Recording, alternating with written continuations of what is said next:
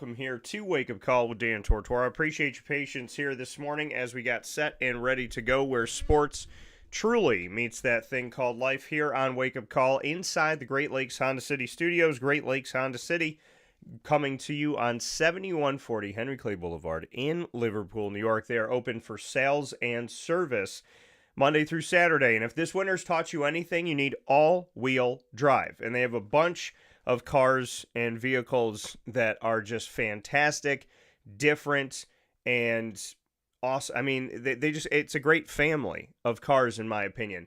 I say fantastic vehicles because I've had them for over a decade, and I love my Hondas. And different because you got the Ridgeline, you have the Accord, you have the Civic, the HRV, the CRV, the Pilot, and so on and so forth. When it comes to this weather, I choose to be in the CRV. Over any other SUV, anything else that's out there, the CRV is the one that I've picked for over a decade. And I think you should definitely, if you've been dealing with some issues in the snow and getting stuck and just swerving and this, that, and whatever, the Honda CRV to me is the way to go. And it's been the way to go for a long time. So not only that, I mean, my dad has the Ridgeline here in the snow, and I know that he trusts that truck to carry a bunch of different stuff. My dad likes to do landscaping and does a lot of work around the house and whatnot. So make sure you head off to Honda today, especially in this weather, to maybe this was your wake-up call that, hey, I need to get a vehicle I can trust in the elements, and Honda's the vehicle that I've trusted for so many years. So head over to Great Lakes Honda City today. Let them know the DT sent you, and you can get a sneak peek of all their inventory at GreatLakesHondaCity.com.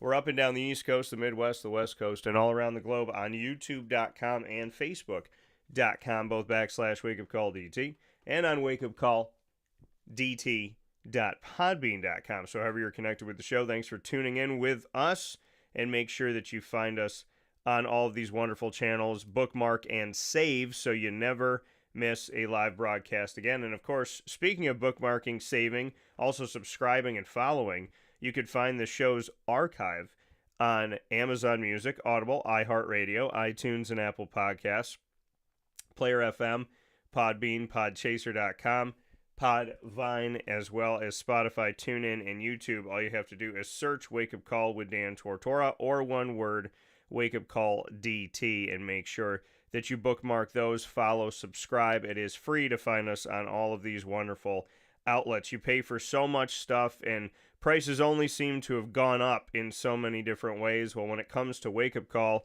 and the greater Dan Tortora broadcast media, I have tried to, for many, many years, bring you things that you can just have for yourself without having to add another crazy cost to your life. And I know that there's a lot of people that are digging into your pockets and trying to get more money, and I'm the opposite. I'm trying to find ways to save you money or provide opportunities on these downloadable outlets where I can charge and I choose not to. So make sure that you head over to any one of these wonderful outlets today and enjoy what we have to offer on Wake Up Call with Dan Tortora, a truly different broadcast that you're not going to find quite like this anywhere else. And we appreciate everybody that has.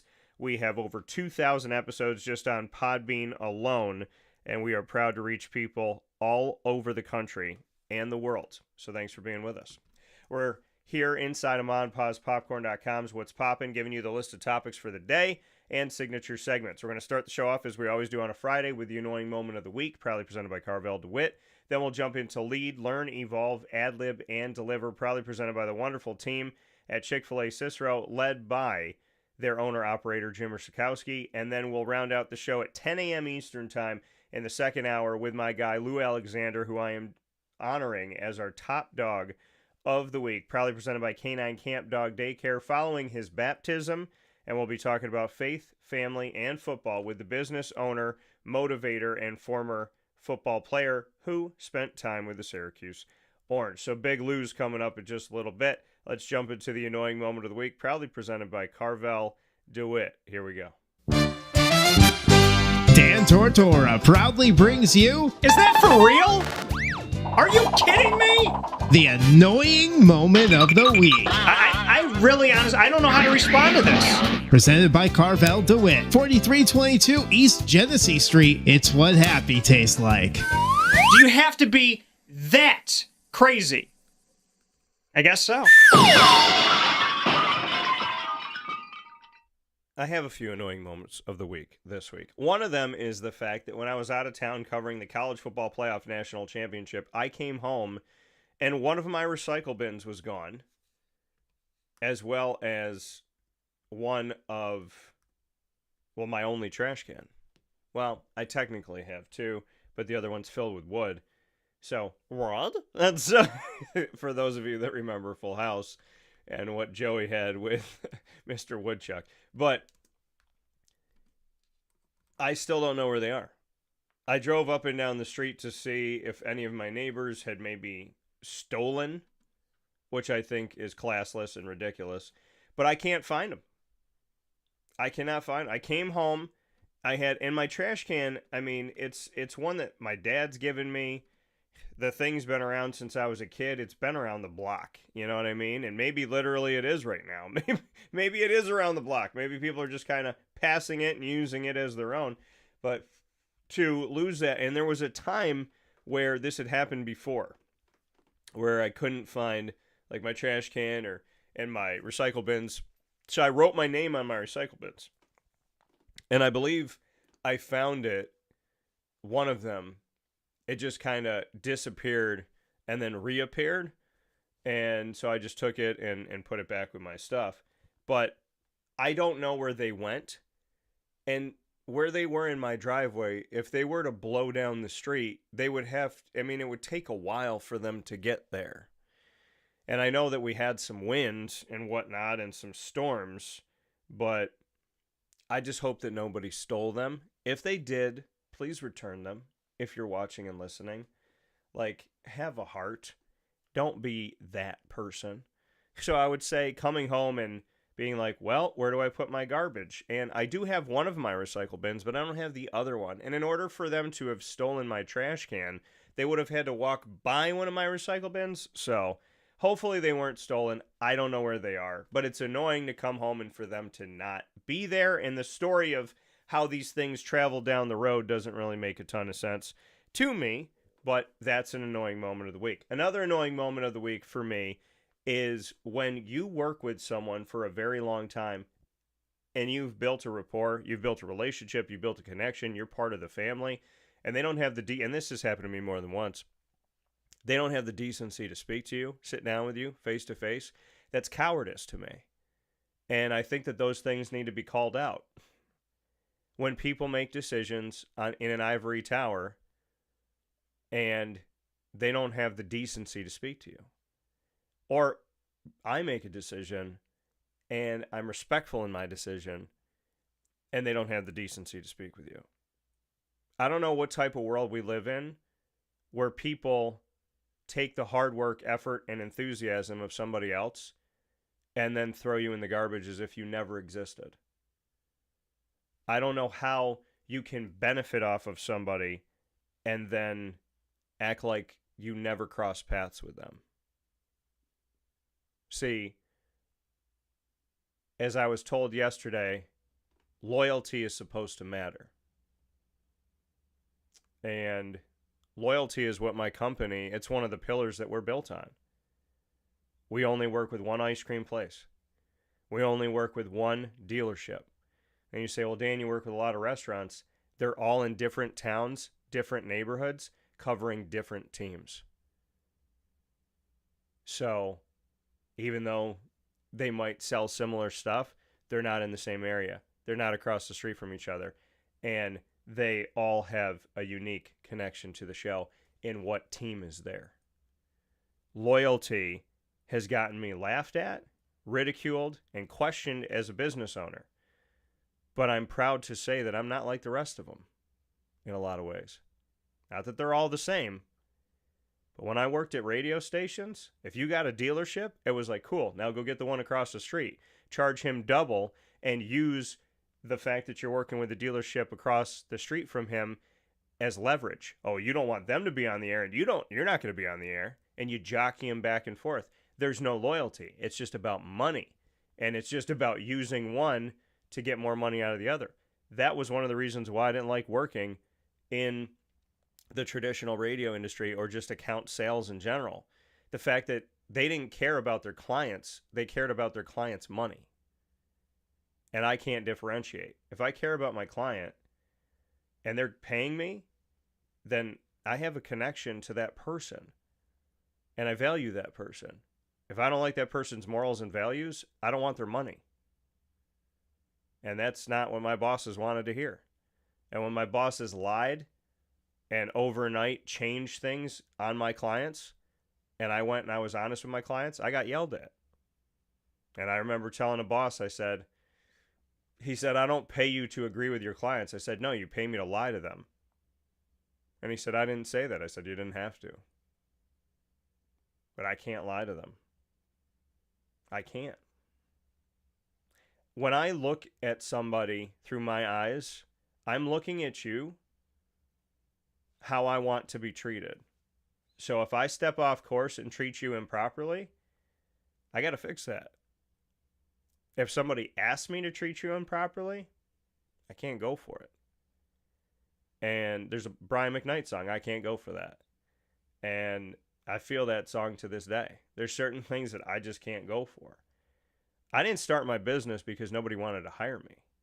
I started my business because I didn't want to work for anybody else that I could think of in the area. My choice was to do it on my own or be somewhere I didn't want to be or a place where I didn't trust their morals. And I wasn't going to do that. I didn't burn any bridges. I walked forward. I wasn't appreciated. And to be 22 years in the business at the time that we're talking right now, and to know how disrespected I've been by some people, questioned, as if I just walked in today, as if I don't have a resume, as if I haven't more than given you an example of who I am, what I am, why I am. To me, that's disrespectful. You know, in the past, it was, what are you going to do?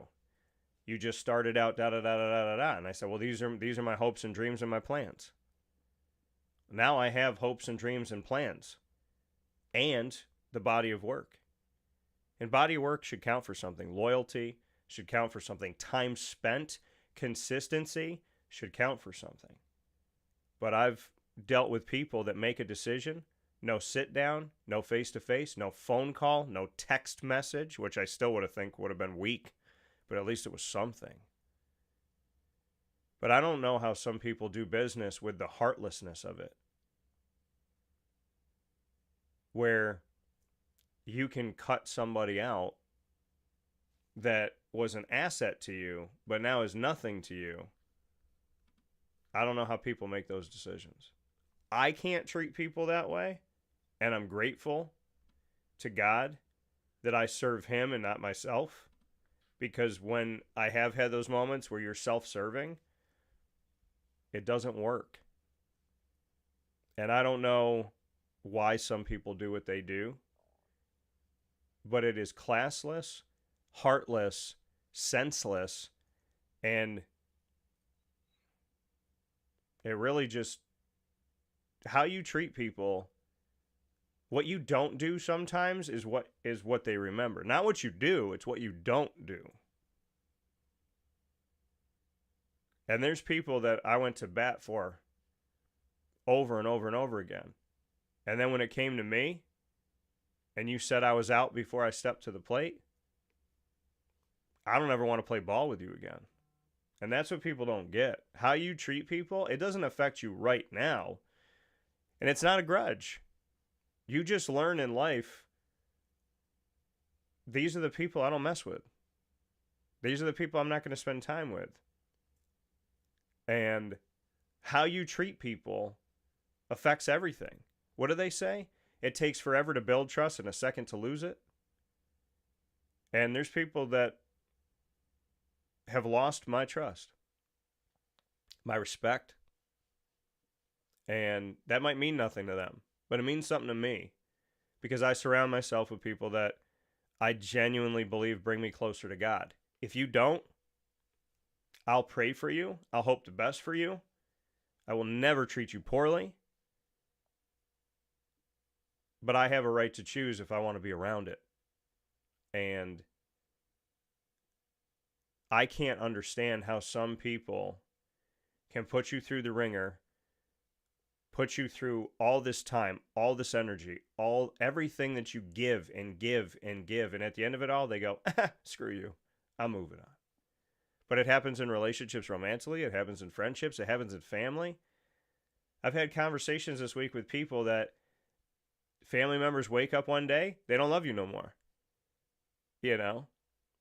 They don't want to be in a relationship anymore. They don't want to work with you anymore. And there's nothing that you did. Right? There's nothing you did or didn't do. It's just business. It's just life. And it's funny when people say that. When they go, it's just business, it's a cop-out. That's just life. It is what it is. I got a sign in my studio behind me that says, it is what it is, but it will become what you make of it. Because I don't like the statement, it is what it is. If we went by it is what it is, women would still not be voting and there'd still be slavery. You know what I mean? So you can't say it is what it is because that doesn't fit society, right? It is what it is. We would still be colonies run by England. Because it is what it is. If you just end at that and put a period, then that means whatever was should stay that way. Because it's because whatever is right now is going to be that.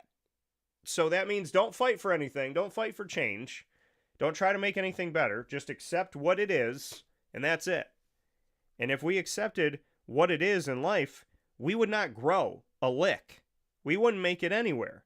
We would literally stay in the box forever and never move. And I can't do that. You know, and life will challenge you. Life will humble you. Life will make you sit back and say, okay, I just achieved something I'm really proud of. But now here I am trying to defend myself or trying to earn something that I feel like I already earned 100 times. Not everybody's going to appreciate you. And not everybody that sits down on a couch and smiles and shakes your hand is a genuine person. But I thank God when he shows me who is and who's not. And sometimes it stinks. Sometimes it's hard. Sometimes you feel like it costs you something. But the thing that's invaluable to me, that's priceless, is knowing who somebody is and knowing who they're not. And you can give your all. And then find out that the other end isn't what they say they are. And that's okay. Because you'd rather know in a year or two than 20 years down the road. You'd rather have it be clear. You know, people always say, that wasted my time. Yeah, but it could have wasted more time if God didn't show you. It was 7 years, not 20. It was a month, not 5 months. I can say this about God. He has always shown me who somebody truly is. And I will never, ever be in a place where I don't appreciate that. It's hard, but I'd rather know now. Because my energy, my love, when I promise you that I'm going to do 50 things, I'll do 200. That's just who I am. And I'll feel guilty if I don't do the 201st when I'm not even supposed to do the 51st. I'm not a person to lay down and let somebody beat the heck out of me. I'm not the person to hit you back. I'm just the person to say, sometimes I can look you in the eye and give you my all, and it don't mean anything to you. But that doesn't mean that I shouldn't be proud that it means something to me to keep my word, to value people. And I've said this a million times.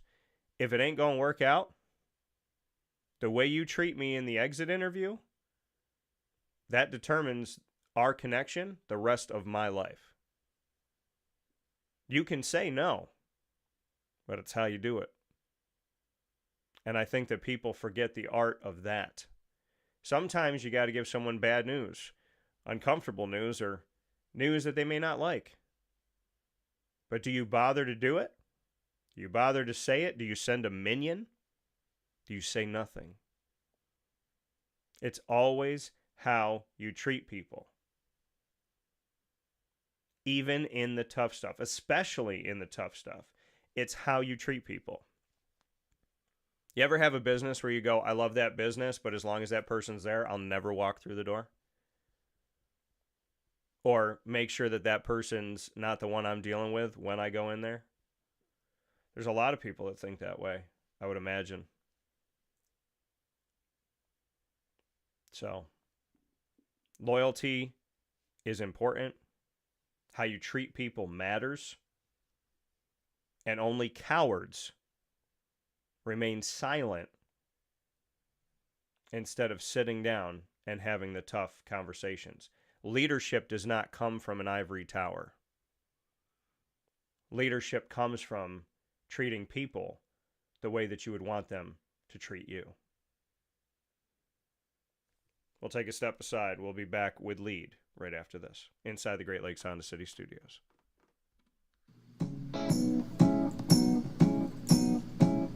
In these unique times, there are those in our community that give us a sense of normalcy and positivity. Pizza Man on 50 Oswego Street in Baldwinsville has been here for you for over 35 years and is here now.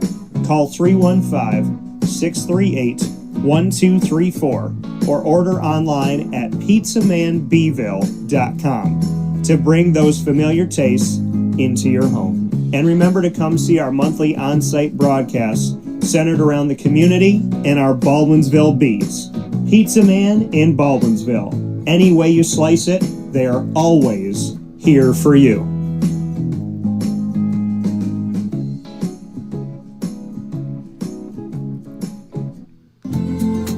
Looking for your next ride? Look no further than Great Lakes Honda City, located on 7140 Henry Clay Boulevard in Liverpool, New York. Serving our community for decades, their new and pre-owned vast array of vehicles are available to you Monday through Saturday on site. To search from home, shop at GreatLakesHondaCity.com. Call 315-365-5576 to set up an appointment. That's 315-365-5576 for Great Lakes Honda City, 7140 Henry Clay Boulevard in Liverpool, New York. Great cars, great people, Great Lakes.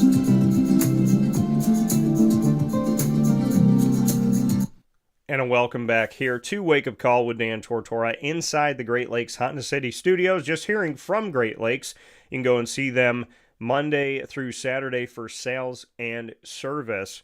And of course, you can see them all the time at GreatLakesHondaCity.com. We appreciate you being here up and down the East Coast, the Midwest, the West Coast, and all around the globe on YouTube.com and Facebook.com, both /WakeUpCallDT. And it's time for us to jump into Lead. Learn, Evolve, Ad-Lib, and Deliver is the acronym. Proudly presented by Chick-fil-A Cicero, the first Chick-fil-A in Central New York. Today's topic, another song, Here and Now, a song by Luther Vandross. And so, like I said, I Can't Go For That by Brian McKnight. I connected that to my annoying moment of the week, and I connect this song from Luther Vandross to Lead today, Here and Now. And what I mean by this topic is living in the present. The here and now. See, I learned something in life. And it's hard to learn, and I still have my moments, trust me. But you have to get to a point where you can talk about the past and not be stuck. Be able to discuss what's happened to you, but not stay in it. And then you evolve to a time where you don't even talk about it. Right? When you can talk about the past and not be hurt by it anymore, that shows growth. When you don't even have to talk about the past and you can just move on, that shows a growth beyond the previous one. Living in the here and now. It doesn't matter what happened to you. Take your blessings. Take your lessons. The only thing that you should take from a troubling time in your past is the wisdom, the experience, and the knowledge. That's what you take with you. Not the pain and suffering, not the grudge, not the anger. Just take the lesson. That's what we have to focus on. You can't act like it didn't happen to you. You can't act like you didn't go through it. You can't act like it wasn't hard. You have to look at what's gone on in your life and say, that was tough. That stunk. That was hard. It was one of the biggest challenges I've ever faced. But here's what I'm going to take from it. If you treat it like a life lesson, that doesn't hurt anymore. It doesn't keep you stuck in it. Like I tell people all the time, I've been through experiences where I've learned something. In the annoying moment of the week, I went through an experience where I gave my heart and soul.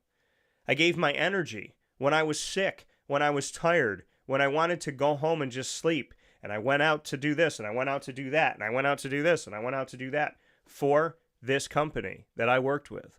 I gave everything that I possibly could. I woke up early. I stayed up late. I had a sore throat. My body was exhausted. But I showed up, and I got asked to do this, and I did this, and I moved my schedule to do this, and I moved my schedule to do that. And I flew home and made sure that I had the opportunity to do this. And if I couldn't do this, I did this other thing. And at the end of it all, the person at the top didn't care a lick. Didn't even matter to them. And that sucks. And if I just think about them and how they made me feel, I'm going to hurt for the rest of my life. But what was the lesson? Not everybody's loyal. Not everybody cares. And it's not about you. They would treat anybody in your position like you. Use, abuse, throw away. And sometimes the lesson is, thank God I'm not like that. Sometimes the lesson is, that's not business. Sometimes the lesson is, be humble. Sometimes the lesson is, know, that you don't have to kill yourself to impress somebody, right? I underpromise, overdeliver. That's important to me. If I say I'm going to do 2 things, maybe I'm going to do 3. And sometimes scheduling messes things up and I'm supposed to do something by a certain amount of time and things out of my control happen. So I adjust and I get that thing done later than I wanted to, but I get it done, but then I do another thing with it. And I'm like, hey, I'm going to do that like this. You waited for this, but now this is going to be early. I always try to find a way to right the path.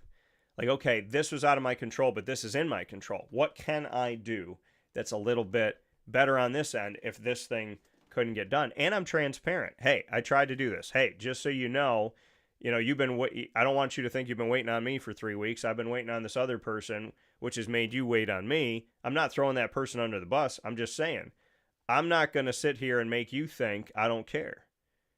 I had conversations with people this week where I was like, I'm not going to let somebody speak for me. There's a bunch of people that have walked out on these people. I'm not going to let them think that I walked out on them. I'm going to tell them I didn't walk out. I was asked to leave. And so transparency is incredibly important. And when you're learning about life and you're going through things, when you form bonds with people, I think the toughest lesson I've ever had to learn is something that my dad said to me a long time ago, where he said, not everybody's like you. And you have to get that through your head. Not everybody cares like you. Not everybody acts like you. Not everybody thinks like you. Because my whole thing was, if you're nice to people, they'll be nice to you. If you're loyal, they'll be loyal. If you care, they'll care. Like, I thought, I'm going to get what I get. Like, unless I treat people poorly, I'm not going to be treated poorly. And what I've learned from this world is, you get treated poorly when you're good sometimes. You do everything right and you're wrong. You show up and they don't.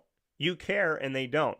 Because what you choose to do and what you choose to say and how you choose to live Just because you give them, you could bring somebody a million gifts and they could leave you poor.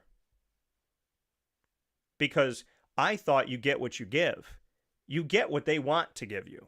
You don't get what you give. Some people you give the world to and they take. They don't give you a dang thing. Some people you drop a truck of gifts off to and they can't even wrap a toothpick for you. And it's not you. They just don't think of other people. And if I've learned anything in life, when somebody screws me over or treats me poorly, eventually it comes across my desk that they did it to somebody else. I'll get a phone call or I'll bump into a total stranger and they'll say, hey, just so you know, don't ever work with this person because da-da-da-da-da-da-da-da, and they tell me an entire story. They have no idea I know that person. I sit there and I nod and I go, wow, that's a terrible situation. I'm sorry you had to go through it. And I don't throw that person under the bus. 9 times out of 10, I just nod. Sometimes I might say, yeah, depending on how well I know the person, I'll go, yeah, I went through something similar with them and I don't mess with those people. And there's times where I could have been better because there's times where, I definitely was still angry about the situation. And not that the situation wasn't wrong, but, I think biting your tongue and listening and just going, uh-huh. Now, if somebody asked me straight up, like, can I trust this person with my money? And I know that this person was really bad when it came to money. I don't want to throw that person under the bus. I don't want that person to not have a second chance at life because we've all had second, third, 100 chances from God, 1,000 chances from God, and screwed them up, right? But if you ask me, like, straight up, I'll say, proceed with caution. I'm never going to say, don't pay that person, don't hire that person, don't care about that person. Even if they've treated me horrendously, I'm not going to wish bad on their life or pray that they fail. I'm going to say, if you really want my honest answer, I don't mess with them because of this. But I don't want that to determine for you. You want my honesty, I'm going to give it to you. But just like I wouldn't want somebody who had a bad experience with me, tell the whole world to crap on me. I'm not going to tell the world to crap on somebody else. I just sit in my life and I think sometimes, and I'm like, man, why did somebody treat me like that? And 9 times out of 10, it always comes back around. And I always end up talking with somebody that's like, hey, you know how this person did this to you? Well, they did it to me. They did it to my sister. They did it to my friend. They did it to someone they just hired. And it's just who somebody is. Right? I've taken life personally. And my priest gave me a prayer on humility. And I think what he was really trying to do with me was to not only humble me, but he was trying to pull me out of thinking that the world is out to get me. Because when things happen to you and you don't know why, you're like, I'm nice to this person. I care about them. I've worked my tail off. I've done this. I've done that. Like, why would somebody crap on me? Like, I've tried to only give them good things. Why did I get a bad thing? And I feel like he was trying to get through to me, like, this world, it's not about you. Like, you think it's about you. It's not about you. How people treat you is about them. Like, if you make a mistake, like, okay, there was a person that missed an interview with me, right? They missed an interview and I was not happy about it. And there was someone the day before that had missed an interview with me. So when the second one happened, I was even more upset. I was like, what the heck is going on? This is ridiculous. And I was really frustrated. So I was not happy about it, and I reached out to both of them, and I didn't hear back. And then I heard back from both of them, and one of them handled the situation in a way that made me kind of think, like, I don't know if they're telling the truth, but I hope they are. And then the other person apologized profusely. And as they were apologizing for the 5th time, I just heard God's voice in my head go, unless you want to do this with someone else, unless you want to be in a position where you're begging for forgiveness, forgive this person and let it go, because you would not want to feel the way that they feel right now. And I forgave them, and we did our interview, and it was great, and we have a good relationship. And then the next week, I missed an interview, and I have no idea how. I set my alarm all the time. I don't know if I didn't set. It was when the glitch happened with Verizon and phones were acting nuts. So I don't know if it had to do with that, if I didn't set the alarm. It was because I was taking medicine from being sick, and sometimes it knocks me out, sometimes it doesn't, but I slept through something. And the way that that person has continued to treat me is like, if you ever sin against them or do anything toward them, they will drag you in the dirt for as long as they want to. And it was a healthy reminder of the week before when I had the opportunity to drag someone in the dirt, and I felt like I should have just forgiven them, and then I let it go a little bit farther, and God was like, shame on you for treating them in a way that you wouldn't want me to treat you if you asked for forgiveness. And then the next week, I got dragged like I did it on purpose, like I was drunk and just didn't care. An honest mistake was treated like a giant sin. And it just showed me, like, this is how you treat somebody. But keep in mind, you have sins with me too. You have times where you've changed something in the last minute, moved something, done something a certain way. And I didn't even think about forgiveness or not forgiveness. I just was like, okay, I'm going to have to navigate.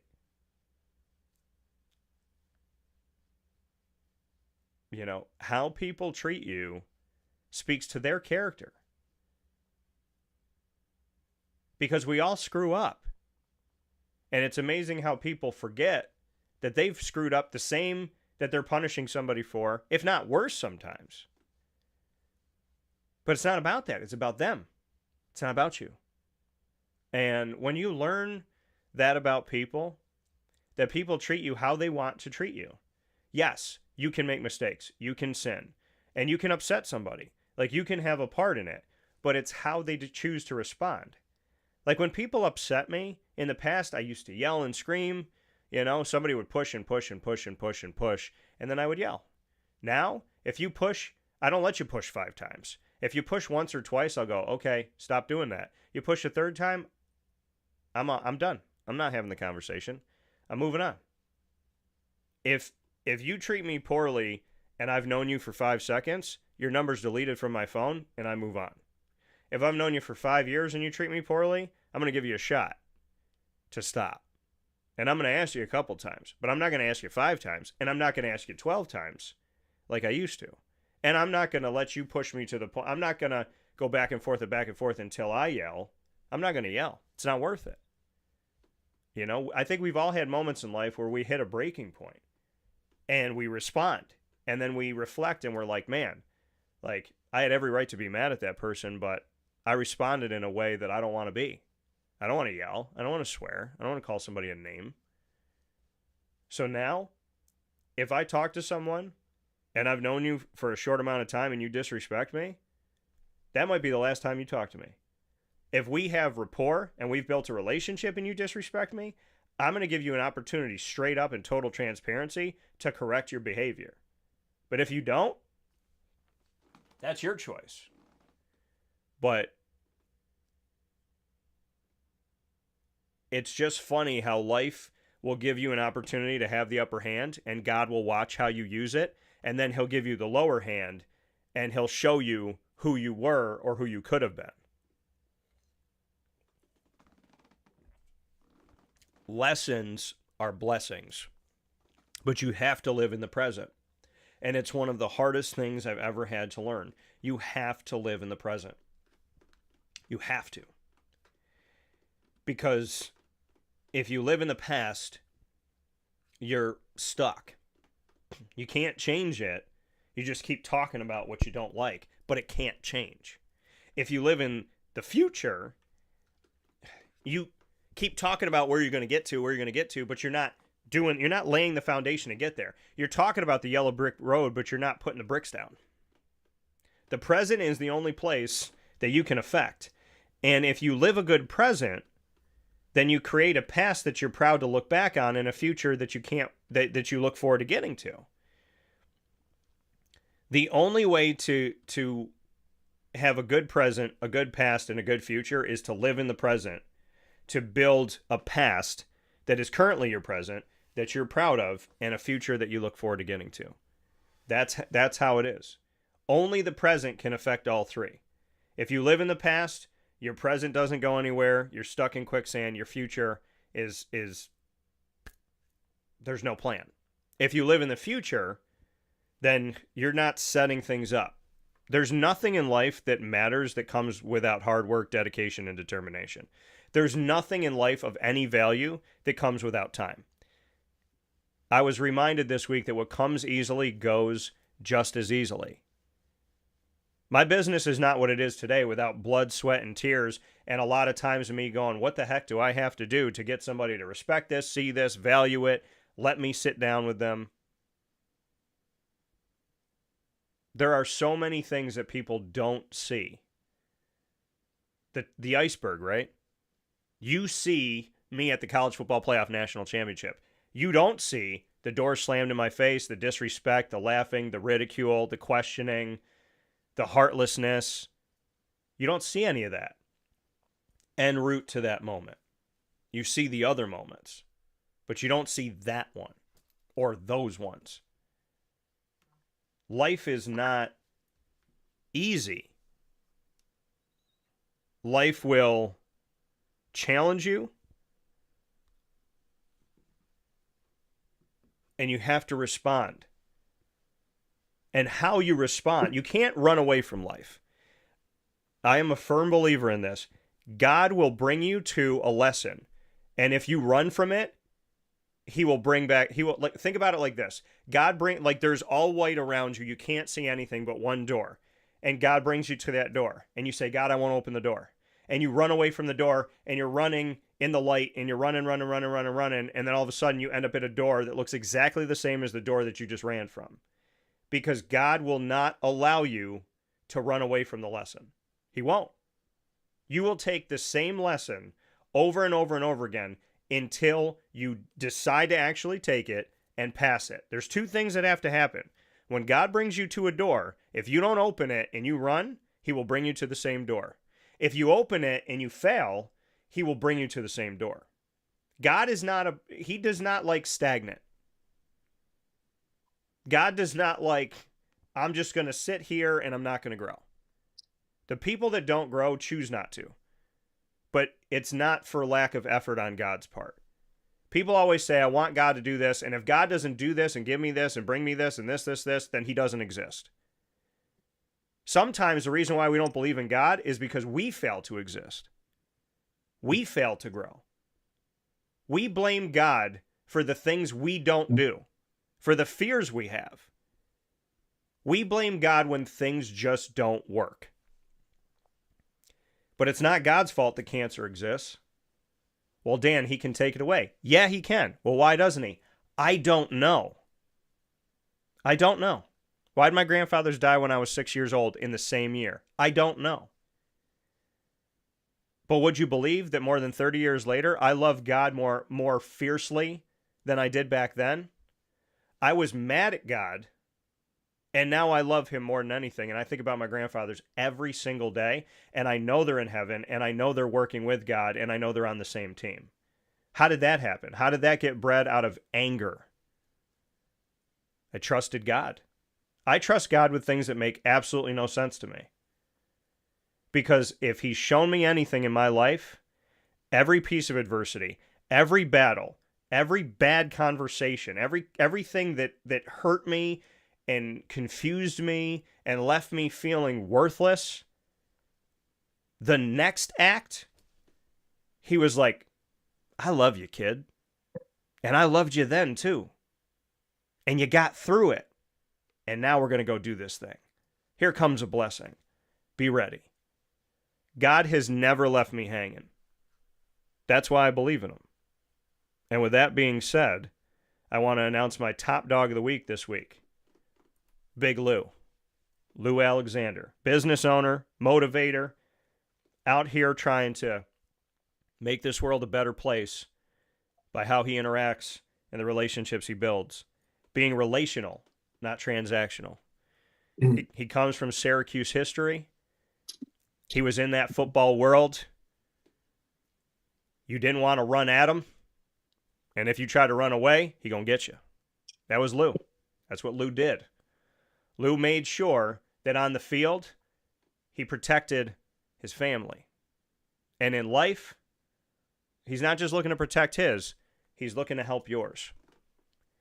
There's people that when you're around them and you don't see them for years, but you tap him on the shoulder when you see him at practice and he turns around, he catches your eyes catch him, his eyes catch yours, big old smile immediately, hand goes out, slaps your hand, pulls you in, gives you a hug, and you get that feeling inside of yourself that you say, man, this is good energy. This guy loves me. This guy wants the best for me.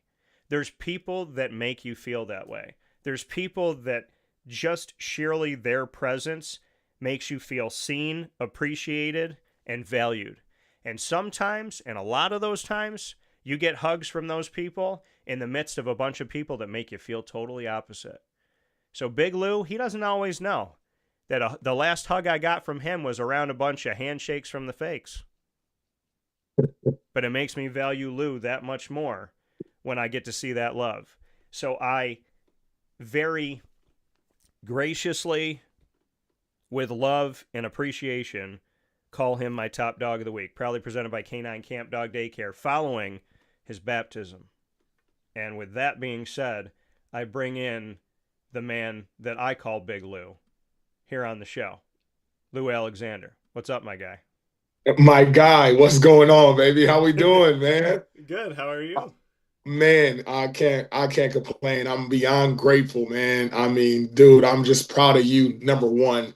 And I want to just let you know that I've seen the maturation, I've seen the process, I've seen the grunt work of Dan Tortora, not only as the radio show that everybody tunes into, but as the human being. So first and foremost, man, I know folks probably don't get on here and give you your flowers often, but I want to give you your flowers, man, because I remember the inception of it. And I'm just proud of you, man. I'm proud of you. I'm proud of the human that you've become, and I'm proud of the reach that you have been able to, get to. And it's very, very inspiring, number one. And number two, it is a byproduct of who you are as an individual and who you always said that you are and who you are becoming. So I just want to come on here and say, man, I'm proud of you. Thank you for having me as always. It's always a blessing, man. And yeah, always good to see you, brother. Well, I appreciate the words, and I appreciate the kindness, and I appreciate the sentiment behind it, because I know that you don't say things you don't mean and that you don't feel. And I send it back to you. You were there for me back then. You're welcome. And you were there for me back then. You're there for me now, and you're consistent. And that love is real. And you're one of those people that I think, like, hey, if I'm going to do something, if I'm going to honor somebody, if I'm going to get something going, like I want it to be with this guy. And you and I have talked about stuff in the past, and it's still in my head that, like, I want, when he comes into town, I want him sitting next to me doing these things. I want to build together and, tackle this world together, because absolutely, you put God first. You don't hide from always. And that's the thing. When people say, what's the secret sauce? How do you get it? How do you do it? How do you build a company? How do you build a brand? Man. I tell people all the time, if you do it without God, you don't have nothing. Yeah, I made money. I got money, I got honeys, I got cars, I got this. And I'm like, yeah, but I promise you, a house of cards always falls. 100%. 100%. Every single time. And that's, so when they say, what's that secret ingredient? I said, you give God that when God gives you the car, you give him the wheel. There you go. Like that, whatever he gives you, he doesn't give you a gift and walk away. He gives you a gift and sees what you do with it. What do they always say? God gives us gifts, and our gift back to him is what we do with it. 100%. So 100%. What gifts do you feel like God gave you, and what are you doing with them? 100%, man. I mean, since I was a child, my mother always mentioned to me that I love to speak, and I had a certain level of wisdom early on in my life that a lot of kids my age that was walking around a neighborhood didn't have the wisdom of, right? And I always see life in images, right? I felt like I was a huge predictor of what can happen next. And that wasn't because I'm some mind reader or anything of that nature, but I had a lot of ordained, I had a lot of, wise individuals that, seeked Christ early, in my life that honestly poured that into me. And so the gift that he gave me was the gift and the ability to speak life into people. And I knew that, right? And I know some folks say that as, orators, and it may be cliche, but for me, he really gave me that gift. And I knew I had to do something with it. And I really found that out when I stepped on a football field and I'm a leader and I'm talking to my teammates and I'm giving them, real wisdom and direction and they're following it, right? And I said, man, that's the gift that I got to tap into because that gift, what do you always say in the Bible, right? The power of the tongue speak either life or death, right? And so I knew that I can speak life into people. So I wanted to use that, as to speak life into people and share that wisdom that I knew that God had blessed me with, right? This wasn't something that I had given to myself or I've learned or I've educated myself on. This was speaking from the heart, speaking authentically, but speaking from a God-fearing place, but also with God as the center, to your point of taking the wheel of my life and saying, no, Lou, you can literally change lives. And I have. And I have. And I don't say that because I want any, recognition for it. I say that because it's truly me stepping into the gift that God gave me. And I knew that I couldn't let God name in vain and I couldn't let my gift go to waste because he didn't give everybody this opportunity to be able to speak with so much conviction, so much life, so much light. And so that was the gift that I really, really, really tapped into because I knew that that was a gift that would separate me from everyone because it was God driven. It wasn't something I picked myself. Well, yeah, and I can definitely understand it and value that. I go back to this one time when I I was with my ex at her mom's house, and I was at this long table. And they know that I broadcast. They know I own my own business. I like to make people laugh and this and Yeah. that. And whenever we had a Yeah. dinner, like with just like with anybody, I was never looking. And this is where people confuse. And I think you're going to agree with me on this. I was never looking to be the center of the room. Mm. That was never my plan. Like Mhm. my plan was, I'm just going to be me. And if I think something's funny, I'm going to say it. If I can pray, like if someone's going to pray before dinner, I'm happy to do it. And Mm. so there was all these things. And then we talked about singing. And one of the people at the table was like, "Hey, Dan, I've never heard you sing. I'd love to hear you sing." Yeah. And Yeah. and I sang, and she looked at me, and she was like, "Wow." And they all just appreciated it and was silent. And my ex's sister looked at me, and she goes, "So you can sing, you got a business, you can make people laugh, da da da." She's like, "What can't you do?"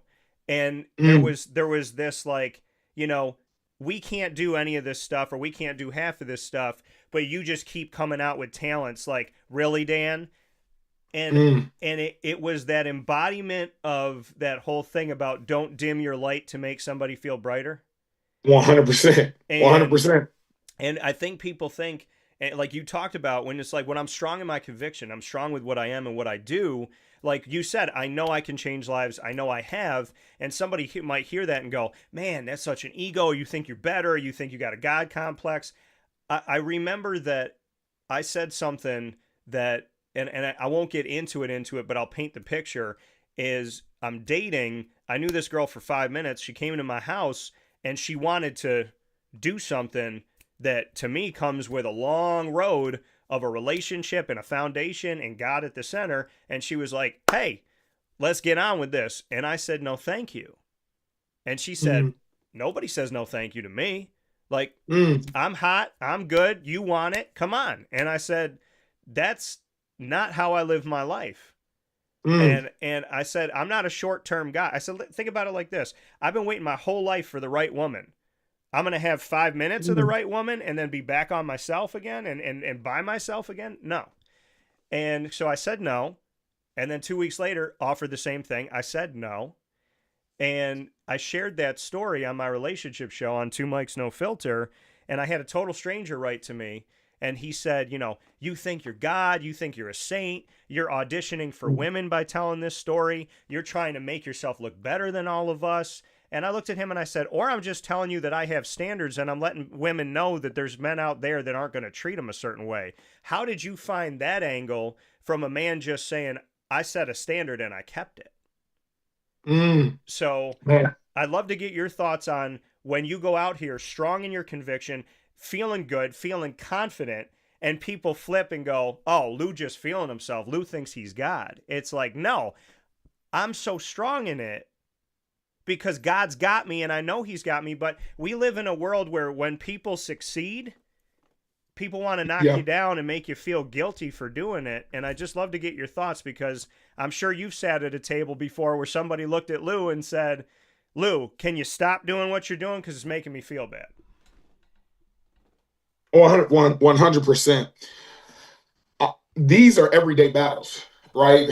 This, especially when you're walking in with conviction and you're walking with that light of that presence of God. And I think in this new age, they call it that oil, right? They call it that oil of God. When you are walking with that conviction, that's a daily thing.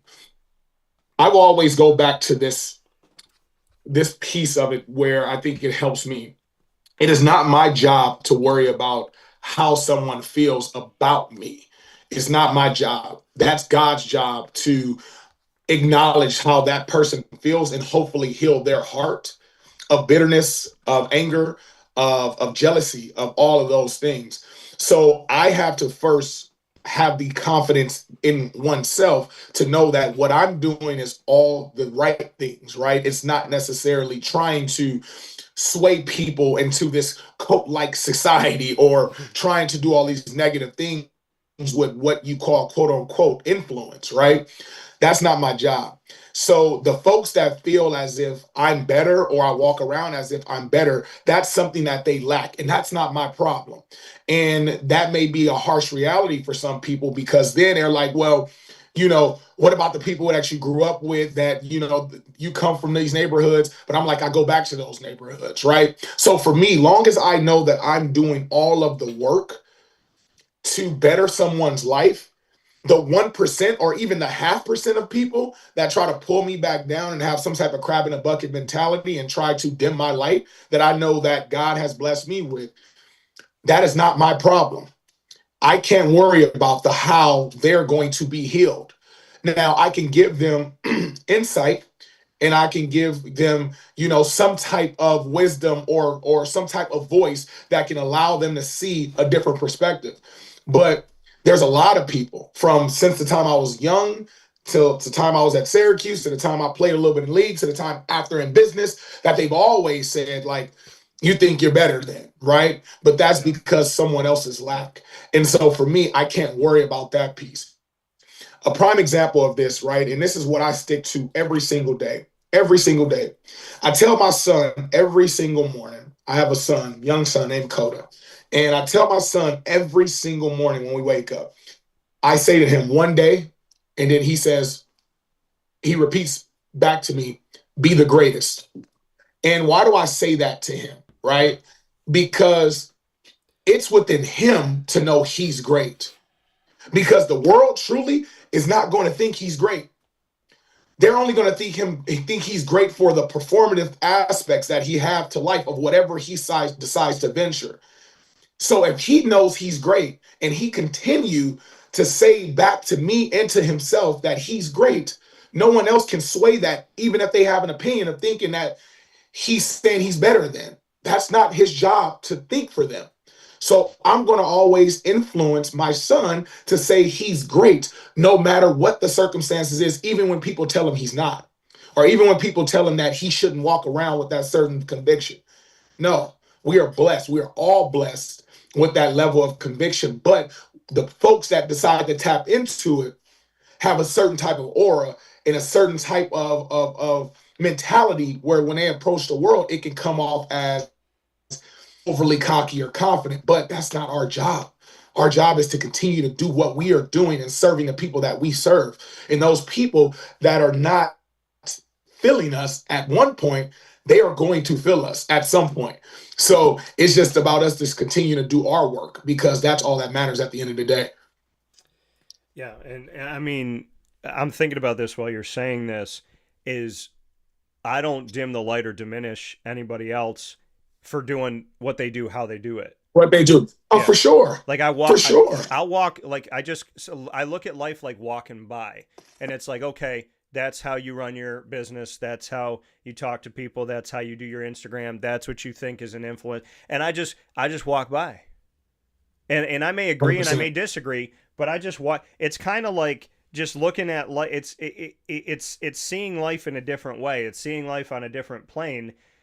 And I tell people this all the time, when it's like, well, this person, well, they say this about you, and I was like, I don't care. And they're like, well, don't you listen to this show, or don't you listen to that? And I was like, no. And they're like, you don't listen to that? And I said, no. I said, I'm working. I don't have time. Like, if I want, and I told my dad this before, my dad didn't get my job in the beginning.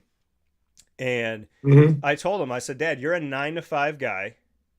Mom's not a 9-to-5 person. I'm not a 9-to-5 person. Mom, you know, my mom was chasing a dream that my dad didn't understand. I'm chasing a dream my dad didn't understand. And then my dad came out to D.C. and he surprised me at the ACC tournament years ago. And he spent the last 2 days of the tournament with me. And he, you know, came, stayed in the hotel. And so he goes to bed, and I'm working. And I'm at my laptop, and I'm doing my stuff. He wakes up in the morning, and I'm prepping my show. And I'm getting ready to go on air and do all this stuff. And he looked at me, and he was like, did you sleep last night? And I said, yeah. I slept a little bit. And he's like, and you're already up, and you're doing this thing? And he's like, damn. He's like, you never sleep. And it was in that moment, 12 years in to now a 22-plus year career, 12 years in, where my dad looked at me and was like, oh, I get it now. I respect it now. Right. And I remember looking back and going, if I did all this for your respect, I wouldn't have gotten a 12. No. You know, and that's the thing that some people don't get. Sometimes it's family. Sometimes it's your girlfriend and your boyfriend. Sometimes it's your kids. Sometimes it's a stranger. Sometimes it's a peer. Sometimes it's a best friend. But it's not our job. And I think, and I was just talking about this earlier in the show, the way people treat you speaks to their character. Because I've always lived life, Lou, where I'm like, if I give you loyalty, then you give it to me. If I'm good to you, you're good to me. If I treat you well, you treat me well. If I bring positivity in your life, you bring positivity into my life. But what I realize about life is people don't give you what you give them. They give you what they want to. And that's something that's been one of the hardest things to me to say.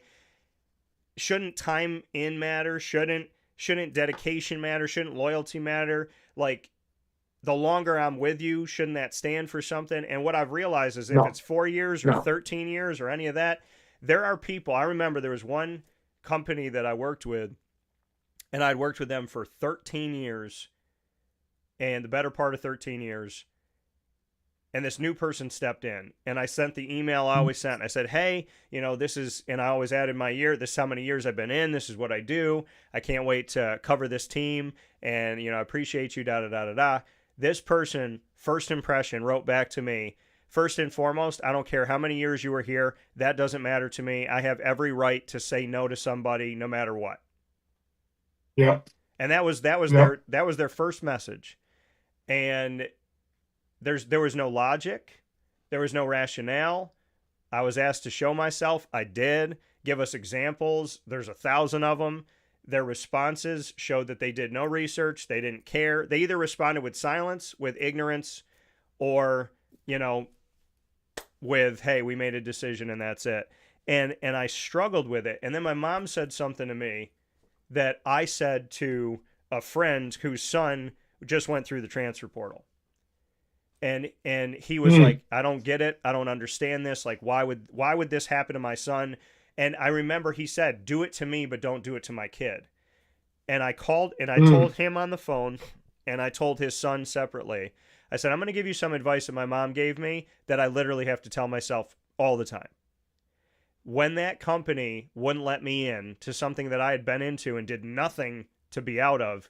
My mother said to me, I remember exactly, I was standing in my conversation room at my front window by the couch looking outside, and my mom said, honey, when you do everything right, everything they ask you to do, you do all of it and beyond. You've backed yourself up, you've given your information, you've proven yourself, you've done the work, and every single thing you could possibly do, you have done, and they will not open that door.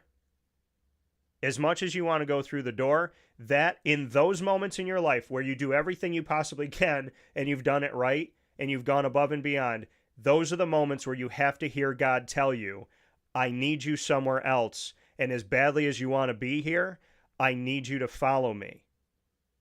And I will 100%. never, ever forget 100%. that. I'll never forget that. And I know that was 100%. long-winded, but I want to get your thoughts on it. No, 100%. I mean, what you feel like is God blocking you from a blessing is actually what his protection is, right? We oftentimes feel that we are supposed to get everything that we desire and dream of, but sometimes our desires are not in alignment to him and the purpose that he has for on our life. And that speaks so true to me in my life as well. For example, I have a business that support, financial literacy for student athletes. And for the last 10 years, 11 years now, I've been in the tech space, and I've only been in the technology space as a leader, as a board member, as someone that's an influence in the technology space, wide range technology. And that's what I've done. That's been my discipline, right? That's what I have committed myself to post-college career, post-professional football career, et cetera.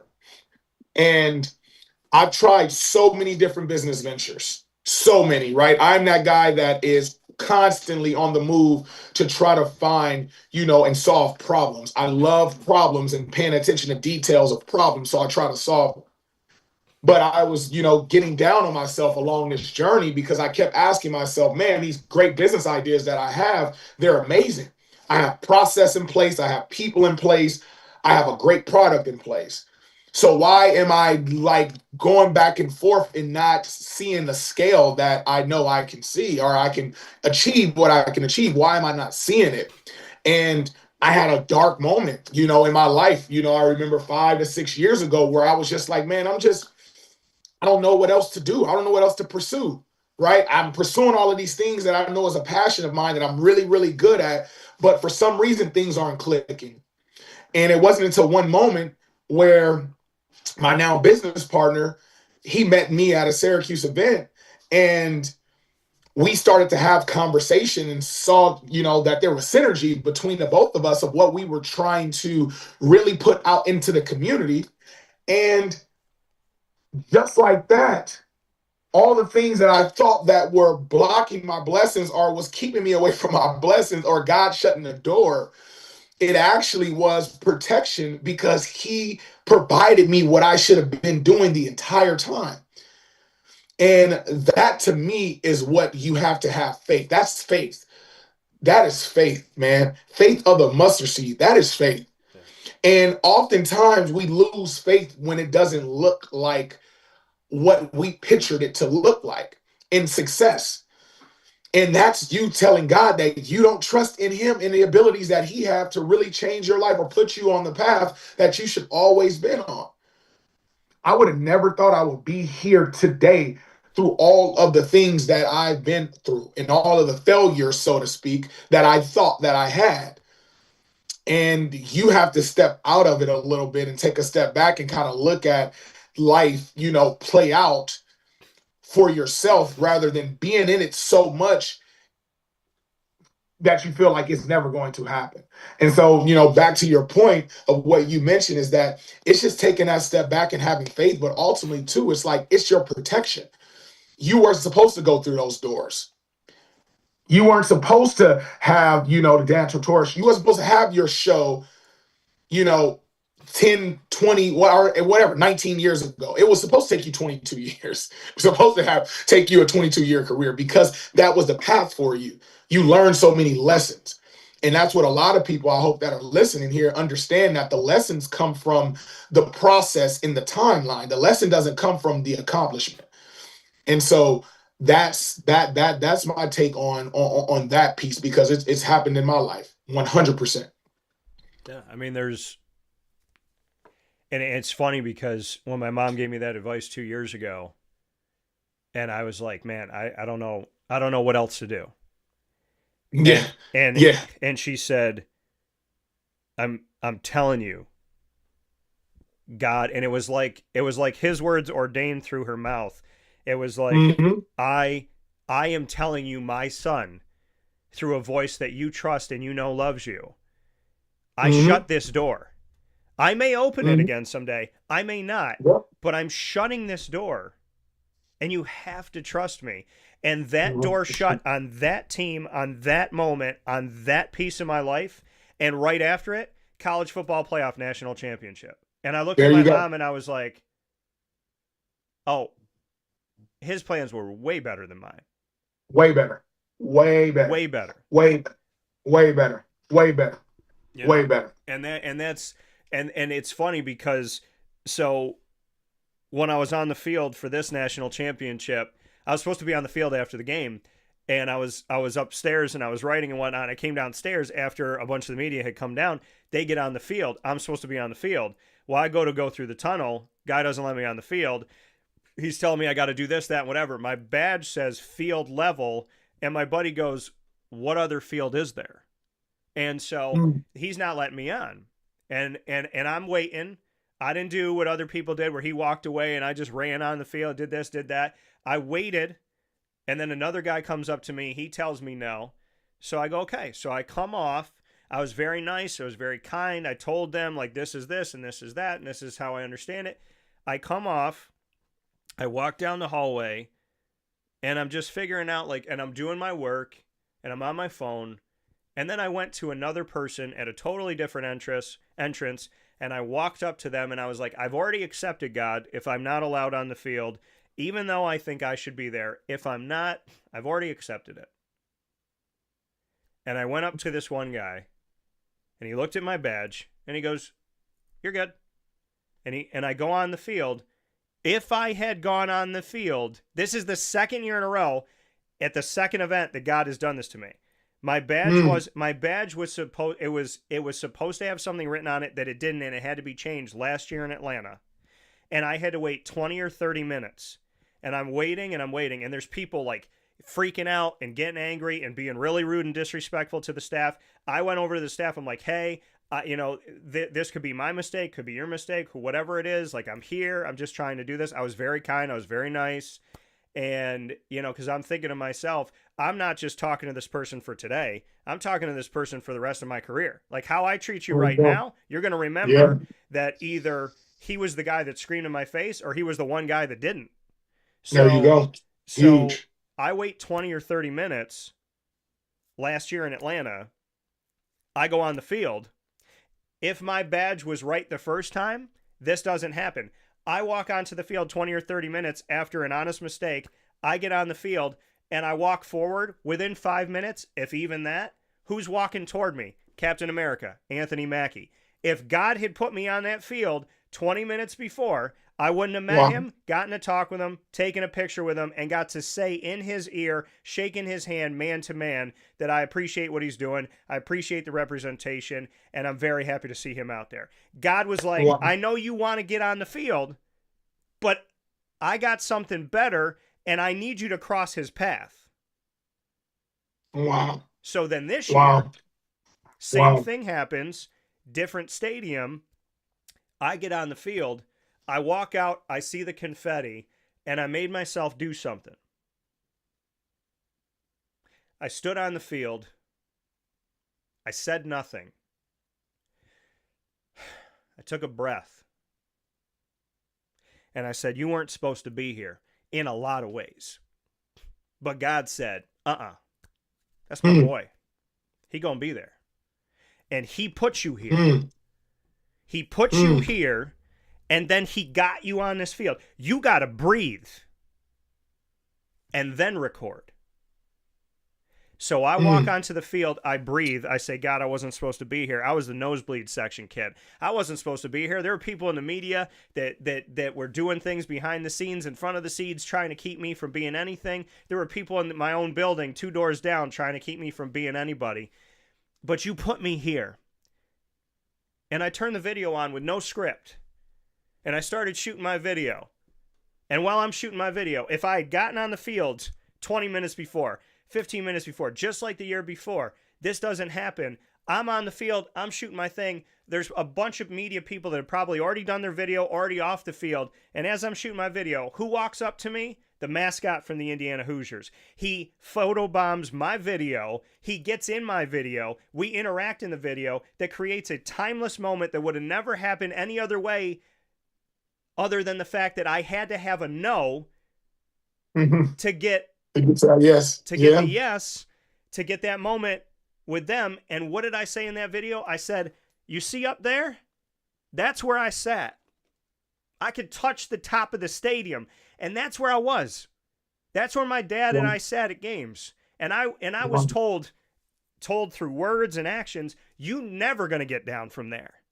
You're little old Dan Tortora. You are not going to ever find yourself here. And not only am I on this field right now by the grace of God, hard work, dedication, determination, and having faith in him, but I'm on this field right now when I wasn't even supposed to be. I wasn't supposed to get down from the nosebleeds, and I wasn't supposed to be on the field as of 20 minutes ago. Here I am on this field. I'm supposed to be here because he said it. He led it. It's not me. It's him. And I just had somebody call me yesterday, and he goes, can you come on my show and tell your story? I don't want to hear about the game. I want to hear about the man that was supposed to be at the top of the stadium that somehow got on the field. He said, I watched the video. I thought it was great. I loved everything with the mascot. And what you said about I was supposed to be there, and I said no. So to all the people out there that are sitting in the 300 section, Big Lou and I got on the field, and you can too. Okay. Yes, sir. Yes, sir. Yes, sir. Oh, I love that story, man. Wow. I love that, man. But I want to hear your story of Big Lou out in the stands. Big Lou got to sleep under the bleachers to Big Lou on the field. Oh my gosh, man. I mean, I'm gonna try to collectively put this together in a couple of minutes. My life, I've always been an underdog. I lost my father early in my life to gun violence at 5 years old. And I was automatically behind the 8 ball because my father was the patriarch. He was the rock. He was the guy that kept the family together. And so losing him, it put my family back, right? It put my family back to a place where we had to really refigure the way that we approached life. We had to reconfigure what that looks like. Yeah. And all the times, man, I would think about pursuing something. My environment was telling me that statistically I shouldn't pursue it. And when you're indoctrinated with that type of mentality because your environment tells you to be, sometimes you lose sight of what the true gift is that you do have. And also you lose sight on the purpose. And I did for a little while, right? When I was younger. And I would see everyone with their families and their fathers, and they're throwing the football and they're going to games. And I was just with a single mother that did her absolute best to try to give me all the things that I needed as a man growing up in the inner cities of LA. And I would see so many of my friends go on and pursue whatever it is. And I was just stuck that I felt. And I didn't realize that I was being crafted and molded into something much bigger than what I thought I can even imagine. And so for me, man, my biggest moment of just being in the bleachers in the 300 section was when I had to go to junior college before signing to Syracuse. And I thought junior college was for people that were dumb, that didn't have a good education, that were mess ups, that were all the things. I had such a negative perspective about junior college. And I didn't realize that that was actually the springboard that will lift me into greater heights, and that gets me on the field. And I'll never forget, after my third game in junior college, I was playing my butt off. And I remember a college coach came down to me and he said, if you keep playing like this, your family will never have to worry about paying for college ever if you keep playing like this. I'm first generation college. No one before me ever made it to college. And so for him to tell me that, from this little boy that was back in Linwood, California, that just lost his father, to now being here and having the opportunity to now go walk on a collegiate field, I was like, no way. It's mind blowing. And I'll never forget that there were so many coaches before that would tell me that I was not ready for the next level. I went to a camp at UCLA, and I'll never forget, the coach was like, hey, man, you're just not ready. You're just not ready. I went to a camp at USC, man. Hey, man, you're just not ready. You know what? Not right now. Just kind of like your entry point. Like, hey, nah, no entry right now. And I was going to turn around and say, you know what? If I'm not ready for the next level, then, I can't go on then. Football is just not for me then. I'm done with it. And I waited 2 weeks from the date that they told me no. I waited 2 weeks. Promise you, man. I waited 2 weeks. And I went to, at the time, Nike used to do these little camps. I went to a Nike camp, and I ran 40, did 225. I did individual drills, etc. Coach came up to me from Baylor, and he said, hey, we want to offer you a scholarship. That was my first offer that I've ever received.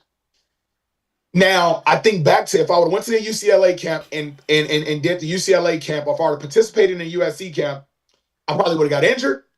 I probably would have set myself back. It probably would have been a ton of things that could have happened. And that opportunity to Baylor would have never came. And then from there, they just start trickling in. Yeah. And once I got back on the field at junior college, what ends up happening?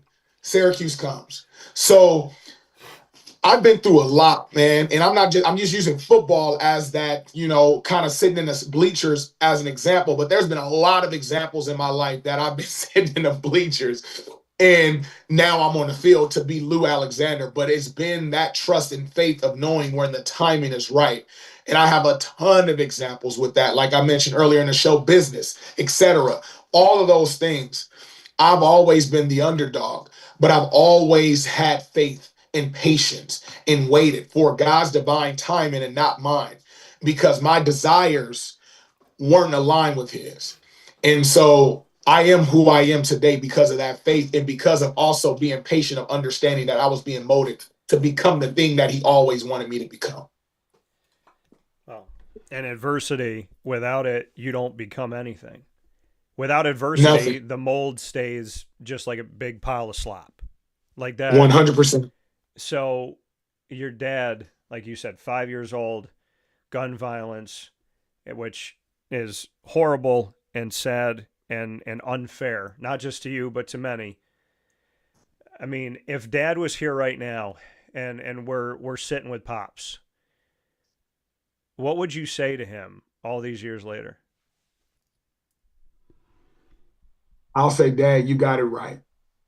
Everything that you saw in me, that I remember at 5 years old, you throwing the ball with me in our little driveway that we had, you telling all of your friends that this is going to be the one.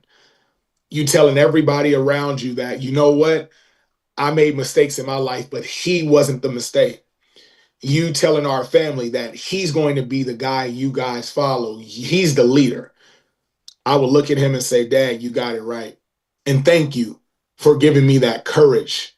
Thank you for giving me that faith. Thank you for giving me that blessing of confidence of knowing that I was the guy, that I am the guy that should have been here. And I should not have imposter syndrome. You are the person that always told me I should be here and I should be bigger than my circumstance and my environment. I would hug him and say, thank you for even the seeds that you planted 5 years of my life, helping me become the father that I know you would have been for me if you were still living. That's what I would say to him. That's what I would say to him, because my dad didn't only create an amazing family, but my dad instilled confidence and purpose in all of my family for them to believe that we are so much more than where we come from. And that stuck with everyone. You talk to my sisters, you talk to my brothers, you talk to my cousins, you talk to my mom. That was what my dad's message was to everyone that crossed paths in our family. And so I would just sit and give him a big old hug and say, thank you, man. Thank you, because I am the man I am today. Not because of his early demise, not because of that. I am the man I am today because that 5 years was so impactful that it has lasted a lifetime with me. So, yeah, man. Wow. That hit me. What's your dad's name? Same as mine, Lou Alexander. Well, Lou, I know you can hear us because I know heaven ain't as far away as we think it is. So, thank you for raising this young man, and thank you for imparting that love, and that you made 5 years more than 80 in a lot of relationships. So, man, you got a great dad, man. And I never say you had. I don't speak in the past because he's living his best life right now. Yeah. And, man, I wish I could hug you right now. But I definitely will when I see you. Absolutely, man. Appreciate you, brother. Appreciate you, man. So, of course, and I appreciate you back. That's, man, God bless that you have a dad like that. Man, so many people would do anything to have a dad like that. Before we get into rapid fire, you got baptized recently. Yes, sir. I would love to know why you chose to do it and what you felt from it. Yeah, man. Yeah. So over the last 3.5, 4 years, I went through a lot, man. I went through separation of a marriage. I introduced children. I've lost loved ones, etc. And God puts you at your breaking point to understand that He is always who mattered, and there was nobody else that you should have sought but Him. And I was someone that was doing all the right things, but I was seeking man instead of God in spirit. And excuse me, hold on 1 second, Dan. Sorry about that. You're good. I was seeking man and spirit. I mean, I was speaking man, not spirit. And the opposition that I was facing was much bigger than me, and I couldn't solve it on my own. I was helpless mentally. I was in a space that I've never seen myself in before. And I kept asking God, why?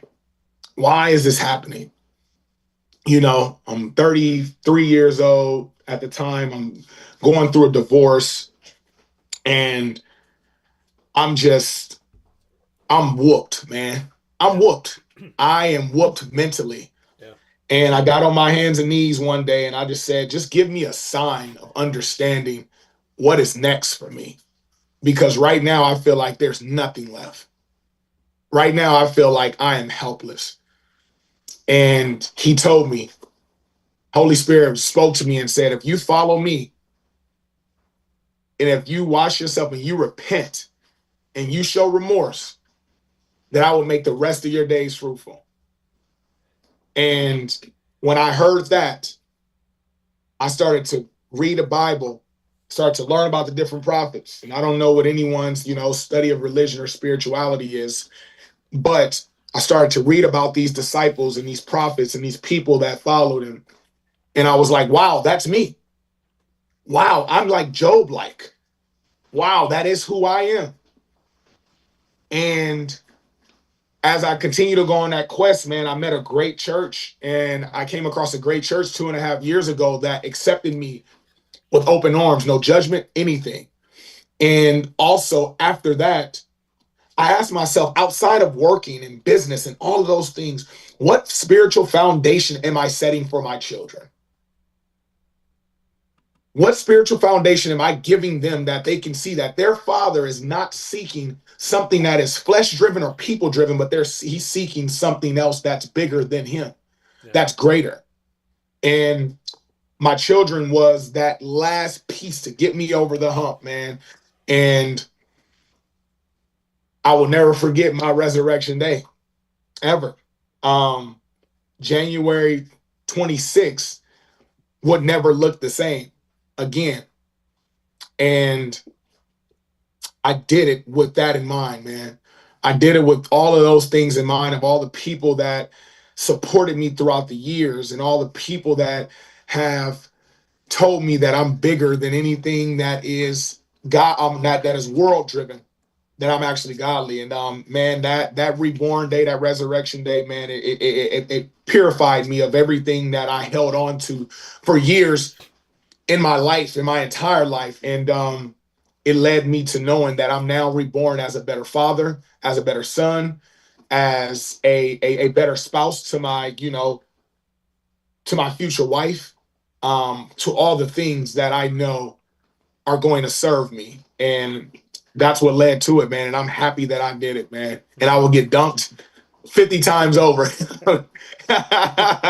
because it was what I needed to do, man, truly. When you came up out of the water, what's the first thing you saw, felt, thought? First, I said, whoa, this water is cold. They didn't warm this water up. I said, they didn't warm this water up at all. But no, when I came, in all seriousness, when I came up, though, first thing that I saw, truly, is I looked to the left of me, and there was all the people that has been in my life forever. And the true constant that was supporting me for always. And that was my mom, my sisters and brothers. And I saw them first in my kids. And I said, that's what it always has been. And through whatever, they're always going to be there. And that was God giving me a picture of, that's your support system. That's the people that believe in Lou Alexander. Not even Lou. They believe in my government. Lou is Zell Alexander, the baby that they seen grow up into this man. And so seeing that, I saw God. And I saw how God was working. So that was the first thing I got. First thing. Big Lou, here on the show. Wake Up Call with Dan Tortora, Great Lakes Honda City Studios. Lou, we're going to play some rapid fire to round out this conversation. We can ask each other any topic, anything in the world. You get 3, I get 3, and you get to start. We'll go back and forth. What's your question for me?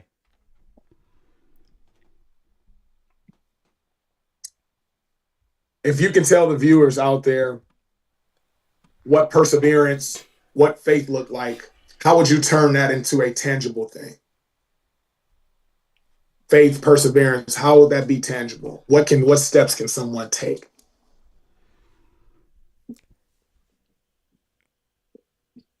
What you write on a napkin and you pray about. When I started this, and I know this on a first date, as a single man in society, I know this on a first date. I always get asked a question from a woman. I shouldn't say always, but a lot of the time, like, how'd you do what you do? Why'd you do this? Or how did you get your business started? And it's this one sentence that God puts on my heart every time. I say, God and I built it in the trenches out of thin air. It didn't exist. It wasn't there. It wasn't tangible. And I'm going to tell people this. When you set out to achieve your dreams, it will not be tangible at the beginning. It won't be. You got to get with him, and you have to talk to him. And when you talk to him, you have to have an honest, open conversation about what you want, what you're looking for. And if you have that goal that you set, he will help you get there. It's not tangible in the beginning. It doesn't make sense. I didn't know how I was going to get there. I mean, here I am on a radio station. I leave that radio station, and I was like, I don't know how I'm going to get my show out. I don't know, I didn't know about doing it live. I was pre-recording it. Like, everything about it was, I got my voice. That's all. I have God, and I have my voice and what I believe in, and I believe in myself, and I believe in him. And it was that belief. It was like, I didn't know the mechanics, the technology, the software, the microphones, the where to put it. I just said to God, I know how to do this show, and I'm going to do it. I know how to serve you, and I'm going to do it. And now now you can walk into my studio, walk into my office, sit down, and there's a microphone, and there's presets, and there's software, and there's all of this stuff that makes it run, just like it was a radio station or a TV station. But when I started, it was, I looked at, and I don't know why, but this is what he put on my heart. Every time I think about my business and somebody says, how did you start it? I just look to my right, look to my left. I see him in a trench with me, just dirt all around us, and it's grooved out. And he looked at me, and I looked at him, and he just started doing this. And he was like, we're going to mold it. And we just both put our hands on it, and it's 3:00 in the morning, and he's like, you got it. And it's 4:00 in the morning, and it's 5:00 in the afternoon, and it's noon, and it's 8:00 at night, and he's going, you got it. And honestly, I don't know how all this, like, it just his thing was, do you believe in me? Yeah. Do you believe in yourself? Yeah. That's all we need. That was what we needed. He was like, I'll take care of the microphone. I'll bring you to the microphone. I'll bring you to the software. I'll bring you to, I don't know how I found XSplit Broadcaster. I don't know why Yeti just spoke to me that this was the right microphone. I don't know why I chose this website over that website, and why I went to Podbean when it was starting to grow, and now there's actors and actresses and all these people that are on there. He just, honestly, it was faith and belief in myself, and it was like, here's Podbean. Why'd I go there? I don't know. He sent me there. He sent me here. It was complete and utter just faith and belief in saying, I will not fail if I do this for you, and I do it in the way that I feel you want me to do it. And that was it. Like, and I tell people that, and I watch, when I'm sitting on a date, I watch a woman, and when I say, she goes, how did you do it? I go, God and I in the trenches. If I say God and I see her face, it's God, I'm like, all right, that's not my girl. But that's how we did it. We molded the air. There was nothing tangible to come and do this. But now I can go out of town, and I can say to Brendan or to Isaac or to Joe, I can say, hey, come into my studio, sit here. Here's all your presets. Here's all the commercials. There's a microphone. Turn this, turn this, turn that. It's like walking into a studio. It's like walking into a studio that I did, that somebody else owned a long time ago. But how did we get to this moment? It was him going, you got a dream, son? I said, God, I got a lot. He goes, all right. Well, if I put it on your heart, it's going to happen. If it didn't come from me, it ain't going to happen. But if I put that on you, like, you left. You said, I want to start a company when I'm 30. You were 26. And when I called you, when I looked at you, son, and I said to you, you are at a fork in the road. It's time. I had 27 cents in my pocket, $103 in my bank account, and I was living with my grandmother so that she didn't have to go to a nursing home. And he said to me, go sit at that desk. I can't tell you how many times he spoke to me when and it's like, I didn't hear it, but I heard it, where it was like, sit at that desk, do this, like, people want to know, how did you get here? Turning the computer on, sitting there, looking, research, but it was just knowing I have a way that I'm a storyteller. He's going to let me tell the story. But somehow, I tell people this all the time. If there was a zombie apocalypse, I would still get my show out. I would still speak to you, whether it's walkie-talkie or it's megaphone or it's finding something that connects to this and this wire does that. I would find a way to get my message out to somebody in the desert of Nevada and say, keep going. God's got us. We're going to be okay. I'll find you. You'll find me. It's going to be all right. He will my whole thing was, he was saying, do you have the courage to speak on my behalf? And I said, you already know. And he said, then bet money I'll find you a microphone. Wow, man. Wow. And to some people, they're like, yeah, but that's not a blueprint. And that's not, and I was like, yeah, because God doesn't work in that. God doesn't work. Like, yes, there's things that have to come together and there's things that have, but it was funny because my dad said something to me recently. I said, Dad, why do people treat me like this in business? How can they love me and throw me out? How can they disrespect me, underpay me, undercut me, and not even value me enough to have a meeting with me? And he said to me, he goes, it's all about making money, Dan. It's all about money. That's why you're in business. You're in business for money. You're in business. You're a businessman to make money. That's what you're here for. And I said, Dad, how do you not know who I am this late into my life? I'm not here to make money. Wow.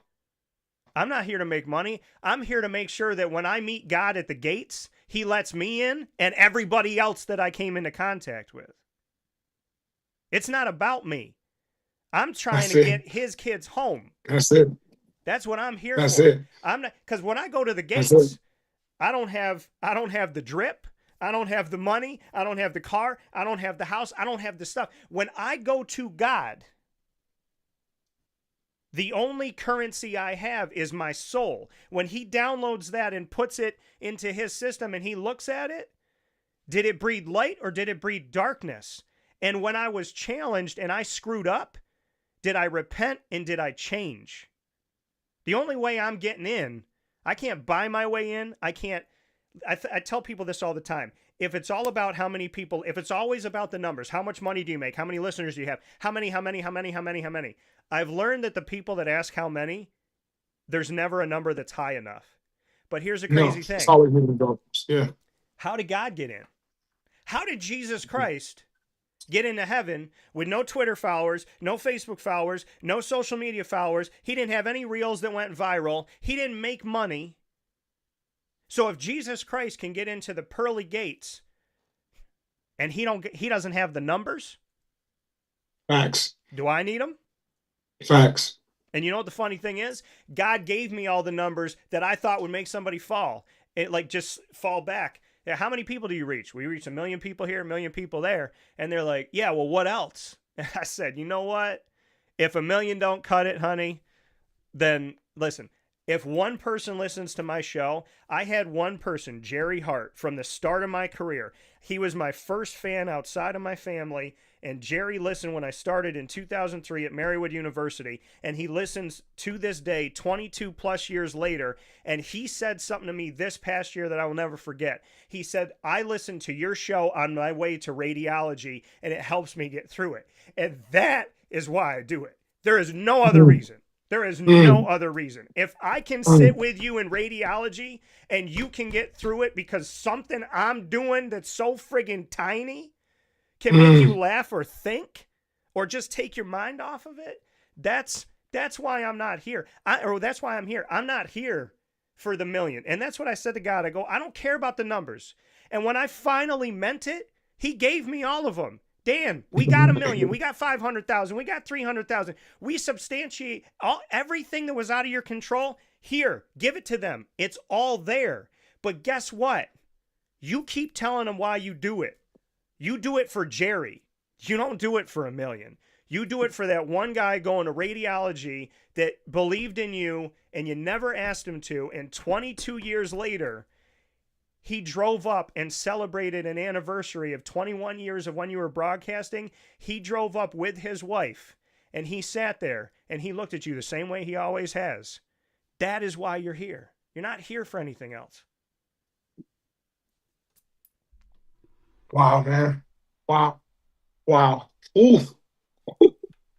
Ooh. Boy.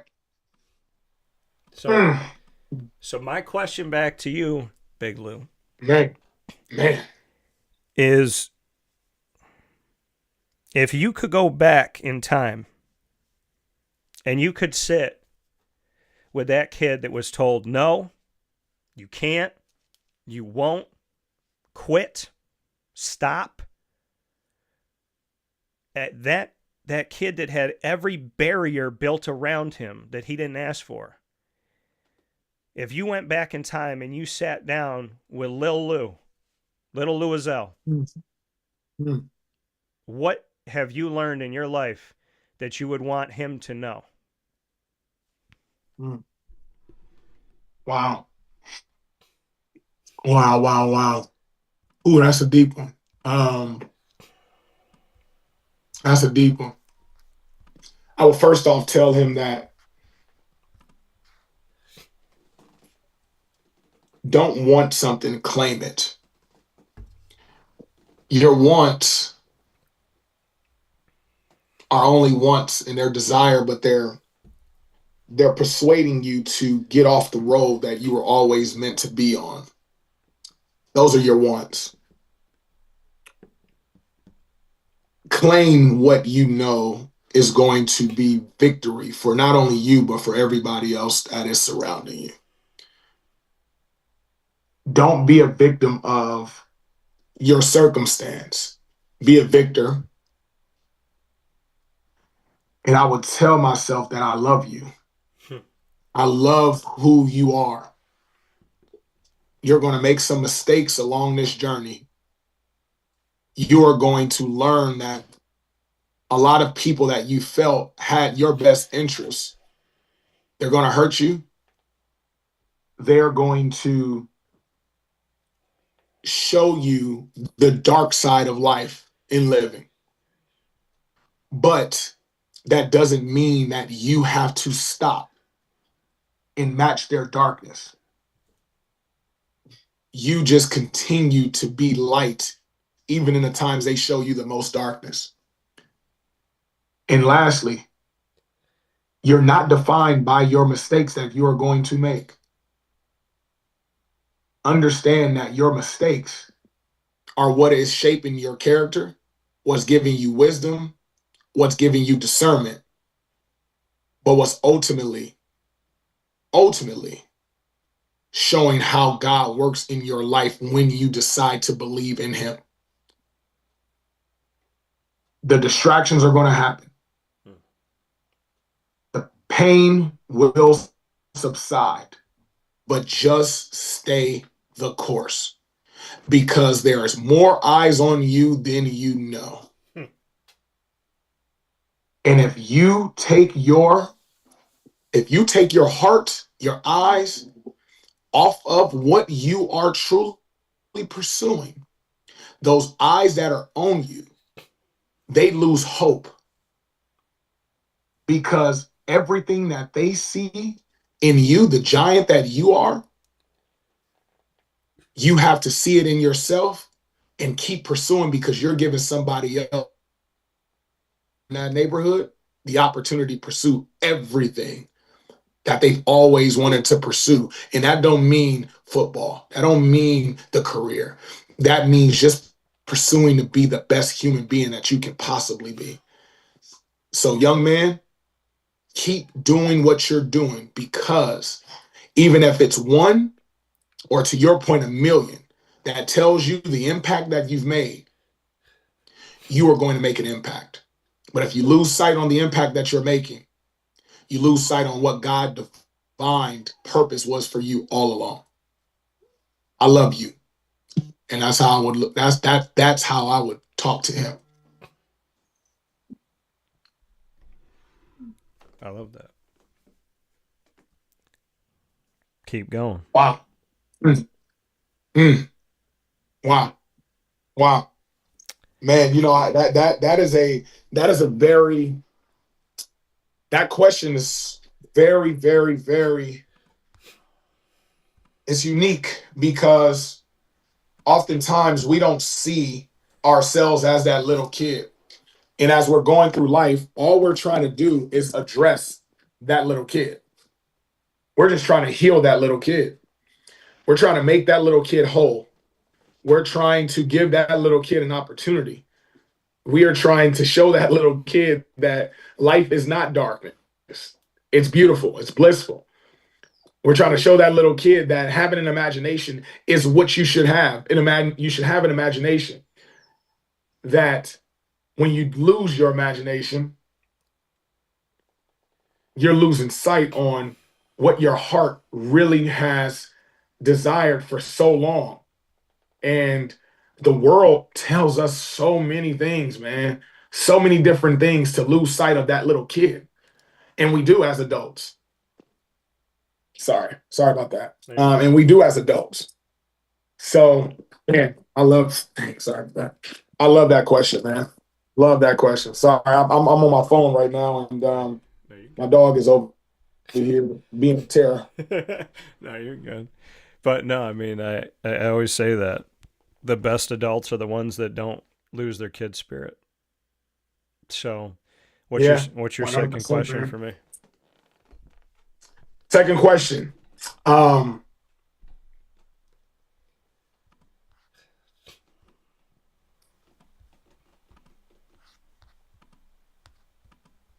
Has there ever been any moments through your maturation? You know, I'm reading this book by Ryan Holiday named Ego is the Enemy. And I love it. Where do you feel like ego has shown up in your life? Number one. And number two,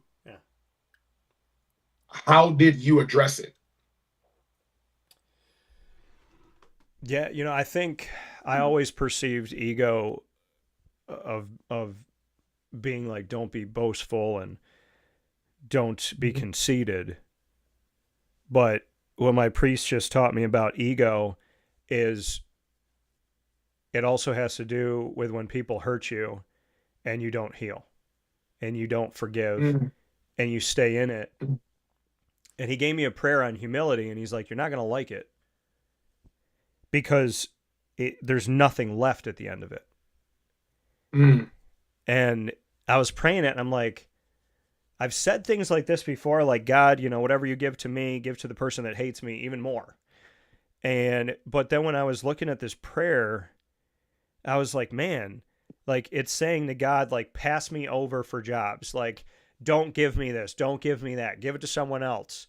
And I was like, why is this prayer beating you down? And then I thought, it's not beating you down. I think my priest was trying to teach me through everything he said and through the prayer. He was trying to teach me through humility that it's not about me. Like, it's not about God punish me and take everything from me. That's not what it is. It's saying, God, I don't get to be judge, jury, and executioner. And I also, like, I'm not that important to the people that hurt me. And I got to stop taking everything personally and seriously. And I got to stop carrying it. Like, if I ask a girl out and she says no, it doesn't mean I'm ugly. If I want to work with a company and they don't want to work with me, it doesn't mean that I'm not successful. Like, you have to shed the fact that every single person you come into contact with can determine your value. Nobody determines your value. I do. Like, God saying, I do. And I tell people this all the time, and it's something that hit me. And again, this came from God, not me. But it was like, identical twins have different personalities, different quirks and quips. One of them's funny, one of them's not as funny. Like, if an identical twin is unique, then why do you think that you're not unique? Like, if God made people that look Absolutely. exactly the same, but he said they have a different imprint on the world, then know that if an identical twin is unique to God, then that should show you in and of itself that every single fingerprint on this planet has its own unique thing. God didn't put you here to fade into the shadows. You're here because you have a purpose. And if you don't live out that purpose, and that's what that prayer was. The prayer was not, God, I suck. Because I kept thinking that to myself. I'm like, it took almost my entire life for me to love myself. It took me almost my entire life so far for me to value myself and for me to have strong self-esteem and self-worth. Why would you give me a prayer that says, I don't care about myself? And that wasn't the message. The message was, no matter what they do to you, you have to be like Jesus. You have to love them, care for them, and want the best for them as if they treated you perfectly. You have to have no ego. You have to look at the world and the people that love you and support you and are there for you and would do anything for you, and then the person that slams the door in your face, laughs at you, ridicules you, steals from you, disrespects you. You have to treat those people the same because Jesus died on the cross for every single one of us, not just the ones that he liked. Yep. So I don't think the prayer of humility was, God, take everything I've built up in myself and I finally love myself and now punish me, slap me, and run me over. Right. It was me. Right. It was him telling me, don't punish, slap, and run over other people because they did it to you. That's right. Wow. Beautiful. Beautiful, man. Wow. Wow. I love that. I love that, man. You're just as guilty. If they run over you and you run back, man, revenge, you're just as guilty. That's awesome. That's awesome, man. So my question back to you, if you could close your eyes and you and I could create something together in this moment, like if God came to us right now and he said, Lou, give me an idea. Tell me what you and Dan are going to do next. How are you going to serve me? If he put us on the spot and said, close them, think it, open them, and I will make it happen, what would you and I do next? It's a real good question. God always puts us on the spot for sure. I think you and I have a voice that holds so much weight and influence that we don't even know the gravity of it. I see us on a stage together. And I see that stage being with youth specifically. Some adults, but I feel like that stage would be with youth, speaking how faith, how family, and how everything that you're trying to pursue in life all is intertwined. And I think we go around the world and go around the country speaking to, because we're both love athletics, speaking to folks in athletics about how to combine faith, family, football, basketball into truly like faith driven. Everything that we're doing everything that we would do would be faith driven. And that's kind of what I see. I see a stage. I see a stage of some sort. I do. The process of what's going to come out on that stage, I don't know yet. But I see a stage of some sort that God will place us on a stage in front of student athletes, in front of faculty, in front of administration, in front of corporate leaders. And we need to share the stage of our stories because there's a lot there. I go back to the early of the segment of you saying like in the bleachers and now being on the field. People need to hear that story. So that's what I see, man. That's what I see. High level. There's a lot more there for sure, but that's what I see high level for sure. Well, if you can say that plainly and that easily, unprovoked of knowing that the question was coming, I think you and I have to talk off the air about some things. Let's do it. You know it. Let's do it. Let's do it. Let's do it. What's your last question for me? Last question, man, is what does Lou Alexander mean to you? A heartbeat out there in the universe that reminds me that there's good people. Somebody that helps to keep me grounded and at the same time reaching for God. Someone that has given me so much love, and it's like 2 minutes with you can help me heal from 5 years. Like, I could go through a relationship, I went through a divorce, and I could go through all the pain of that, and then I could talk to you and hear you and get off the phone and be like, well, I'll be fine. Like, like you see me without having to see me every day. You see me.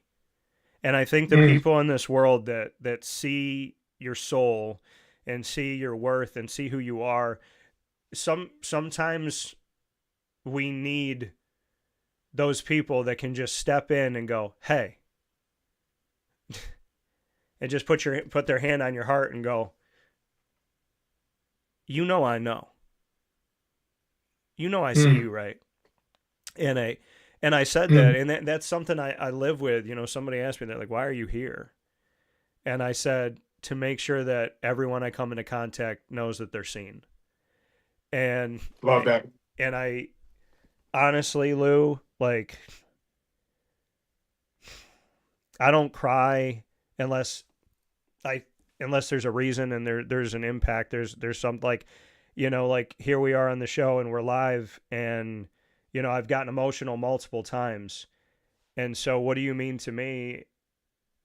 I feel that you have a genuine good heart. You have a love for people, and you have a soul that has such a strong reach. Like, I honestly believe that I am better in this world because I know you. And I am... Likewise. I honestly feel like you and I need to stop talking about every once in a while doing something together, and we just need to do it. Do it. Yeah, exactly. Agree. That's what I would say. I was like, I think what we both would benefit from is, you know, allowing each other to, instead of just feeling, sometimes dipping your toe in the water and being like, I'm loved, I'm seen, I'm appreciated, there's another person out there with God by his side. I think that you and I need to lock arms, because what do they say? What does God say? Wherever two people gather in my name, I am there. So I am there. That's it. I think feeling that love and that appreciation and that godliness of you, I think I need more of that in my life. That's what I would say.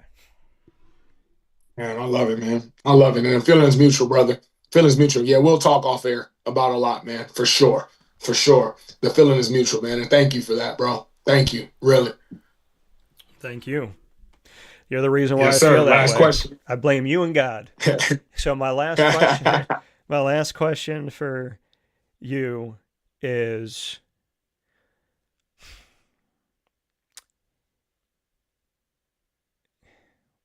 what, like, if you could sit down with God right now, and it's fun, I asked this question to a kid last night. I said, who would you interview if you could interview anybody on my show? And the first person he said was Jesus. If you could sit down with God, and to me, the Father, the Son, and Holy Spirit are all locked up into one big and beautiful God that has no substitute. Yep. If you could sit with God right now, and he said, my son, what is on your mind? What on your heart do you ask of me? What would you say?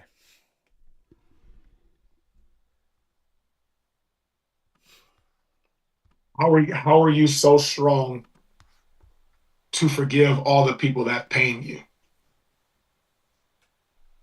How do you still forgive all of the people that's pain you, hurt you, and never believed in you?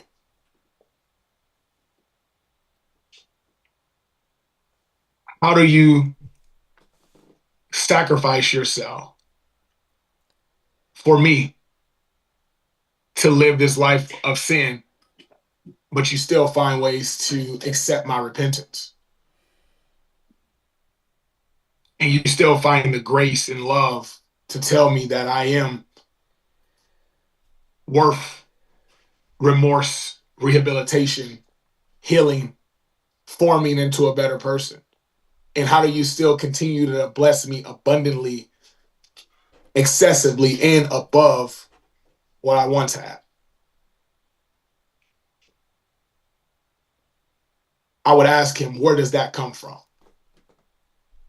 Because we all want to be an image of God, and we all want to try to walk in the image, but we will never be God. We will never be Jesus. We'll never be anything close to it. But I just want to know if I can get a fraction. And how can I start that journey? And I would just ask him about that piece. Yeah. Yeah. Yeah. That's a big question, man. Big question. I feel all of that. And, you know, to take those sentiments, I would say, why do you keep blessing a sinner like me? Exactly. And exactly. I would also say to him, like, why do people not know that you are hilarious? Like, right. He right. is so funny and so quick-witted and so cool. Yeah. And, you know, I feel like people don't know, like, God is, he is, like, I'll look up at him sometimes and I'll go, like, are you having a slow day that you had to just throw me that curveball? And he's like, well, I still want to see if you can hit it. Like, that's it. There's so many moments that I have with, like, I was like, I don't think people understand, like, God and I have our own handshake. Like, there's just stuff that he's my guy. And he just, he just knows. And there's things that are said and done, and he comes to you in ways that he knows you'll see it. Like, so real quick. So I got my own ice cream at Carvel DeWitt, and it's our longest standing partner. And I'm unveiling my new one. And it's in the essence of bringing this country back together. It's a very subtle approach of saying, like, we're all American, so let's start acting like a family. And absolutely. So it's this very, like, patriotic, like, loving, positive thing. And I was like, when am I going to do this? When am I going to come out with this? And I wanted to do it in January. I wanted to do it at the start of the new year. And then I was like, I don't know, like, I kind of want to do it with something that has meaning to me. And my favorite number is 21. My grandfather, my mom's dad that passed away, his favorite number, 13. And back in, like, 2008, our numbers started showing up, 21, 13, 13, 21. And then they blended into 213, the marriage of the two. And I see it all the time. And so I was talking to Jay Cartini, who owns Carvel DeWitt, and I was like, I know when I want to do it. I said, I want to do it on February 13th. I want to do it on 213 because that number means the world to me, and God comes to me through that number all the time, and my grandfather's come through it, so I want 213. And then I go, I don't even know what day of the week that is. And I looked it up this year. 213 falls on Friday the 13th, which was my grandfather's lucky day because he took all the most negative things and turned them into positives. So I chose the date thinking of him and God without knowing that it was on his favorite day. Wow. And I was just like, man, you are always one step ahead. You're 10 steps ahead of me. And he's like, yes, he is. You know, but And I'll say this too of being on the field, because I do want you to know this as a former football player. Riley Nowakowski, who scored the first touchdown in the national championship game, he's a fullback / tight end, and awesome guy, just gravitated toward him, interviewed him at media day, and then of all people that were on the field, like I said, I didn't get on the field as soon as everybody else. So when I got on the field, you didn't know if there was going to be anybody left. Here's Riley. He's standing on the field. I interview him. He bet on himself, went to Wisconsin as a walk-on, and paid to go to college so he could play football. There you go. There's a guy standing next to him, and I could just tell, like, this is his guy. This is his boy. And I went up to the guy, and I was like, hey, like, because I wanted to interview him, but I also felt like this is his brother. Like, this guy knows him beyond all this stuff, beyond all this confetti. And we were just talking on the side. He's like, I was his teammate at Wisconsin for 3 years. Wow. And the way he's looking at him on the field, it was like, I saw this in him. Like, we saw this in each other. And he's just standing there, and we were talking, and then there was silence, and I looked at him and I said, well, you know what, man? I said, God's plans are always better than ours. And as soon as I said that, he looked at me, he put his hand up, he slapped my hand, he pulled me in and gave me a big hug. He was like, that's what I'm talking about. There you go. Love it. And I'll tell you this about Riley, man. God's plans were so much better than the ones he had. Beautiful, man. National champion who paid to go to school just so he could walk on to Wisconsin, told that he was never going to fit the plans that Wisconsin had for him. But little did Wisconsin know that God had plans for him to be a national champion. There it is. All in his favor, baby. All in his favor, man. So, beautiful, man. Beautiful, brother. With that being said, Big Lou, Mr. Lou Alexander, thank you, sir, for your time today. Thank you for being our top dog of the week. Thank you for your love, your compassion, your kindness, your generosity, your fight, your faith, your belief, your trust, and using God's gifts to serve him, not man. I can't say enough about you. I love you. Please make sure that we talk within the next couple days for both of us, and just know that you are incredibly blessed and outrageously favored, and God will continue to guide the light of your path, and you will not fail if you serve him. Thank you for giving me a chance to just be a part of your life. Man, thank you, man. And I want to, like I said at the beginning of this, man, all glory obviously to God, man, but thank you. Thank you for just being that spokesperson. Thank you for giving folks like me that opportunity to have a voice that can reach beyond, certain communities that we felt like we can never reach, and even talk about a lot of the things outside of athletics as well, man. So I just want to truly thank you, man, for your platform. I want to thank you for the time, the commitment that you put towards really creating this community. And I'm just proud of you, man, as a friend. And as someone that's known you for over a decade, man, I'm proud of you. And I just want to say thank you, brother. Like really, really from the bottom of my heart, thank you as well, man. So always here, man. And we will be talking soon, bro, for sure. Absolutely. Well, from my heart to yours, my soul to yours, God bless you. Be safe, be well. Give your family a hug from me, and just keep on going out there and making a difference in the most beautiful of ways. I love you, man. I love you too, brother. Love you too, brother. I'll talk to you soon. Talk to you soon. Take care. Yep. We'll take a step aside here on Wake Up Call with Dan Tortora, and we thank Lou Alexander for being a part of the show. We thank Big Lou in heaven, and we thank everyone who reminds us, and everything that reminds us, that God is strong, God is there, God is faithful, and he always sits on the throne. We'll be back inside of the Great Lakes Honda City Studios, celebrating the one who can never be dethroned. And now a message from Myers Creek Brewing Company, with locations at their Cazenovia Farm Brewery, Syracuse Inner Harbor Tap Room, and soon-to-be Lake Placid Tap Room. Well, I think first and foremost, the Feldmeyer family and our team are extremely passionate about what we do. We care very much about what we do. The Feldmar family is always investing. Our taproom management team, our brew management team, our marketing management team, and all of the team members that get after it every day, they leave it on the field. They put their heart and soul into it. I know for a fact that everyone that works at Myers Creek wants to be there, and we want them to be there. You know, we want them to feel good about their job. And again, if you've never been to a Myers Creek, especially to the brewery, I mean, I want your eyes to open really big. I want you to see how big of a brand this is. I want you to see where we're going. The sky is the limit, and I feel very proud of that, and I'm very excited about that.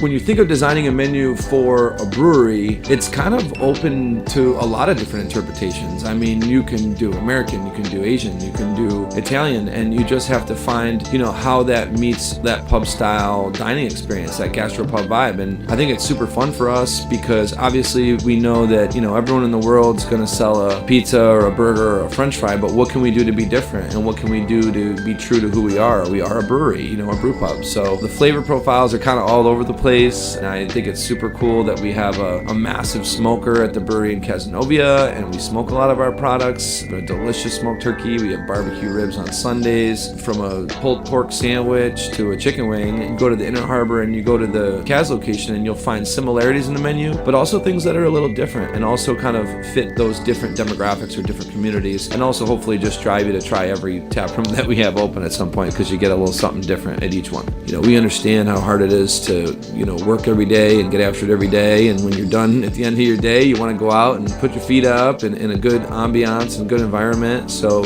we take pride in that. We make sure that everyone knows that they're very much valued to us.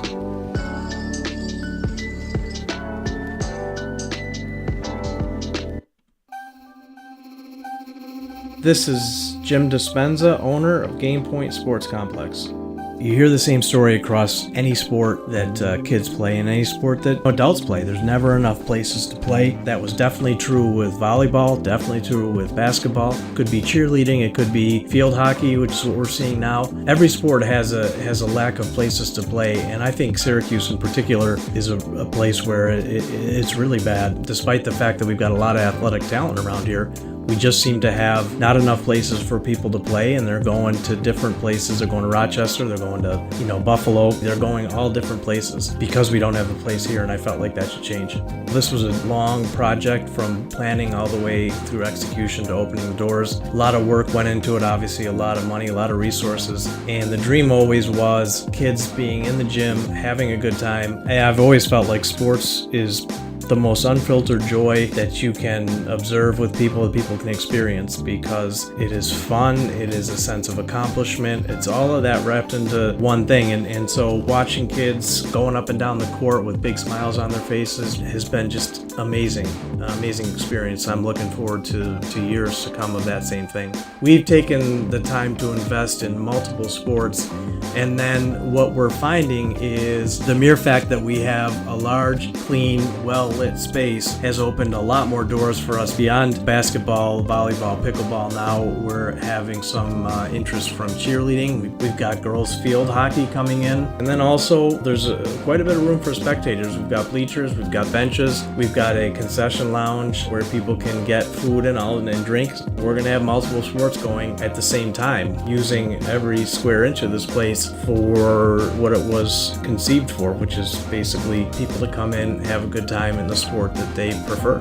We manage each situation differently. Everybody has different ability to afford different things. Some are bringing 10, 15 people, some are just 2 people. I've had a lot of situations where it's a father shooting around with his son, it's a mother playing pickleball with her daughter or with her son, and then those situations come up and we work with people, and that's allowed us to have groups from 2 people up to 30 people and have some flexible pricing behind it. We're an organization that is here to work with the community any way we can, and I guess part of it is just making sure that we have the flexibility to put together a plan that makes sense regardless of the size of your group. So in order to book time, the best option is to go to our website, gamepointsports-syr.com. You can click from there and sign up for events, sign up for your own particular training, sign up for birthday parties, all of that.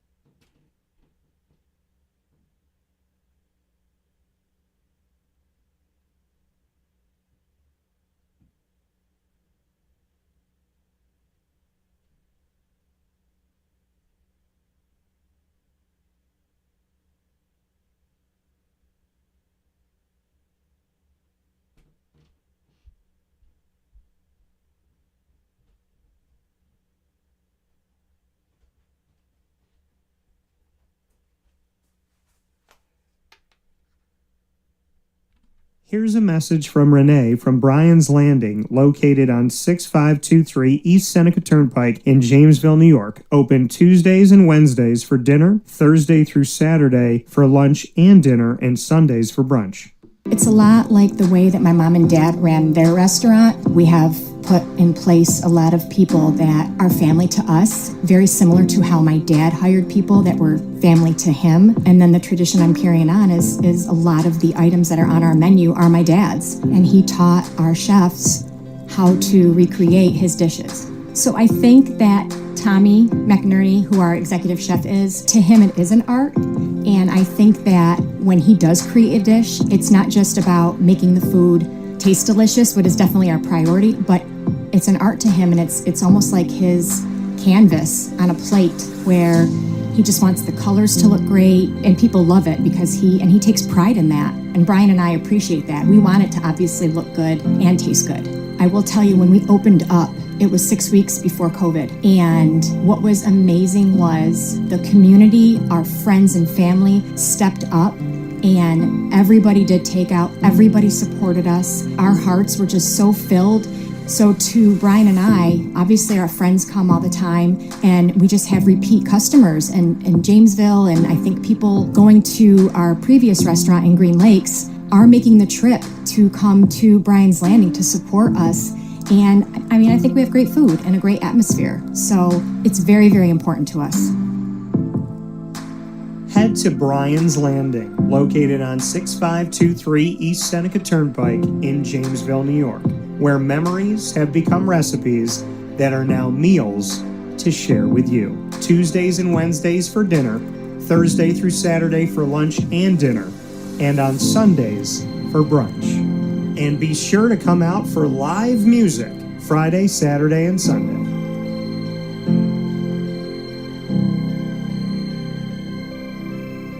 Life gets busy, and sometimes that means us running around. So K-9 Kamp Dog Daycare offers you an opportunity to give your dog a place to stay while you take care of what you need to throughout the day. K-9 Kamp Dog Daycare is located on 228 Old Bridge Street in East Syracuse, New York. You can see it from the highway, and it's just off of Erie Boulevard across from BJ's Wholesale Club.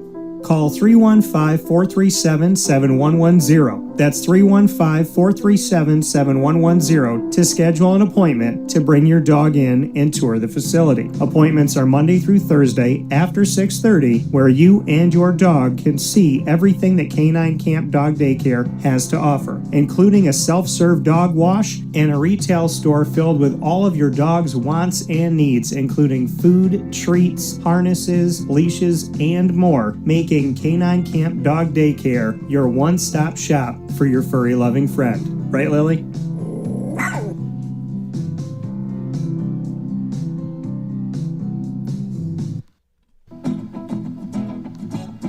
Hi, this is Amy from Mother's Cupboard, home of the whole frittata. We are open daily 6 a.m. to 1:30 p.m. For takeout orders, call 315-432-0942 and tune in to Wake Up Call with Dan Tortora for our monthly food challenge, and try our Wake Up Call signature menu item, available 7 days a week. Here at Mother's Cupboard, we are Central New York, and it's our honor to serve you. Ma and Pa's Kettle Corn and Popcorn Factory remind us that every day is worth celebrating at 201 7th North Street in Liverpool, New York. Open Monday through Saturday in-store and always online at maandpaspopcorn.com. Serving our Central New York community and beyond, order anywhere, anytime at maandpaspopcorn.com. Stop in to get a tin at Ma and Pa's on 201 7th North Street in Liverpool, New York to get your half-price refills for the rest of your life. Come to Ma and Pa's for your holiday gift giving for family, friends, employees, and clients. And remember, for fundraising and events, to call 315-450-6272. That's 315-450-6272. Ma and Pa's Kettle Corn and Popcorn Factory. How corny are you? This is Jimmer Sikowski, owner-operator of Chick-fil-A Cicero, 7916 Brewerton Road in Cicero, right in front of the Home Depot. I had a deep feeling that God wanted me to do something bigger with my life and to help people, help others. I kept putting Chick-fil-A in my life, and I realized as I was going through the franchise selection process that positively impacting the lives of others was really core to what we do here at Chick-fil-A. First of all, it starts with the food. The food is brought in fresh daily. We bring in local produce. We prepare to order in the kitchen. We hand bread our chicken. We hand spin our milkshakes. It's great food. It doesn't taste like fast food. I think the second thing is the way people feel when they come in a Chick-fil-A restaurant. It's different. We try to treat people with intentional kindness here, which is very different and deeper than good customer service. And so I think it feels remarkable for most people to come in a Chick-fil-A restaurant. And then lastly, the impact that we try to have in the community is very different. It's a big part of the expectation of every operator of a Chick-fil-A restaurant is that they're actively engaged in their community, they're a leader in the community, and they're making a difference. When they realize that what we're striving to do is to shine a little light in their life, that's a very, very different experience than you will have in any other quick service restaurant. And it's that remarkable experience that I think people will emotionally connect with.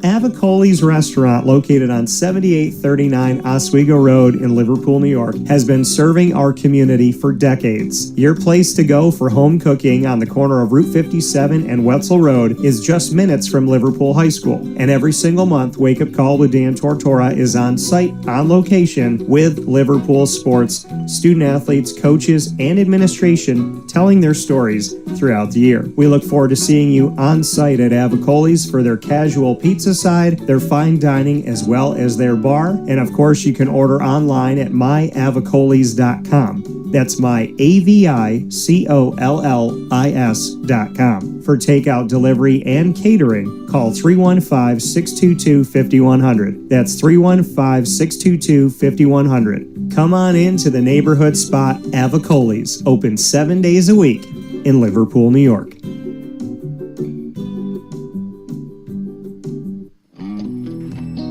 K-9 Campground Dog Boarding is your home away from home for your furry-loving friends. Open 7 days a week with drop-off and pickup times in the morning and later on in the day and early evening. K-9 Campground Dog Boarding is the spot to trust with your dog for short and long-term stays. Call 315-299-4013 for more information. That's 315-299-4013, and go to k9campground.com as well. That's K9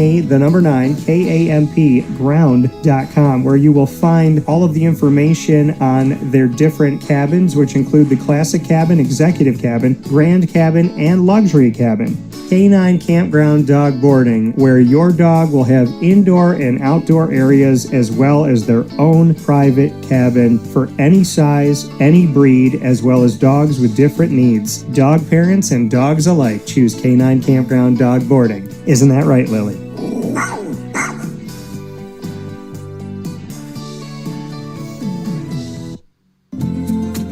Looking for your next ride? Look no further than Great Lakes Honda City, located on 7140 Henry Clay Boulevard in Liverpool, New York. Serving our community for decades, their new and pre-owned vast array of vehicles are available to you Monday through Saturday on site. To search from home, shop at GreatLakesHondaCity.com. Call 315-365-5576 to set up an appointment. That's 315-365-5576 for Great Lakes Honda City, 7140 Henry Clay Boulevard in Liverpool, New York. Great cars, great people, Great Lakes.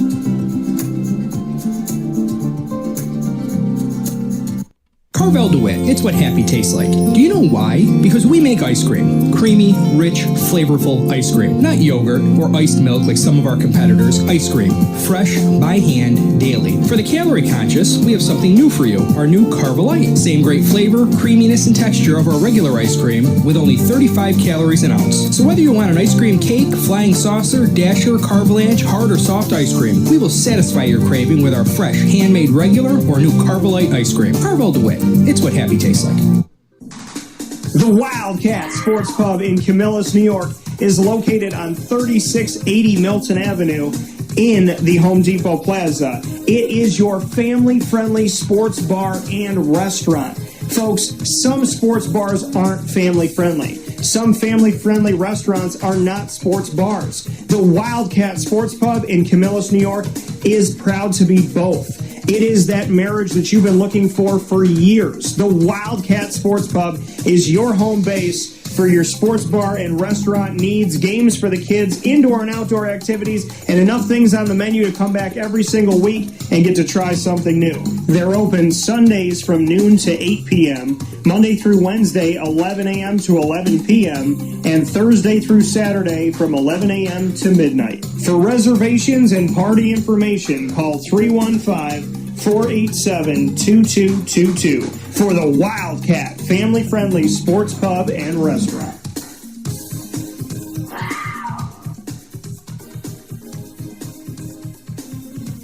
GG Cards and Breaks. Like, comment, subscribe. GG Cards and Breaks comes to you on 639 Delmar Place in Syracuse, New York. That big kid spirit we've been talking about all throughout the show today, that's what you get at GG Cards and Breaks. Packs, boxes, singles, graded cards, and more. Yu-Gi-Oh!, Magic the Gathering, Pokemon, as well as Disney Lorcana, One Piece, hockey, soccer, basketball, baseball, football. Get closer to the teams you love, the players you love, the games you love to play, and just build those friendships.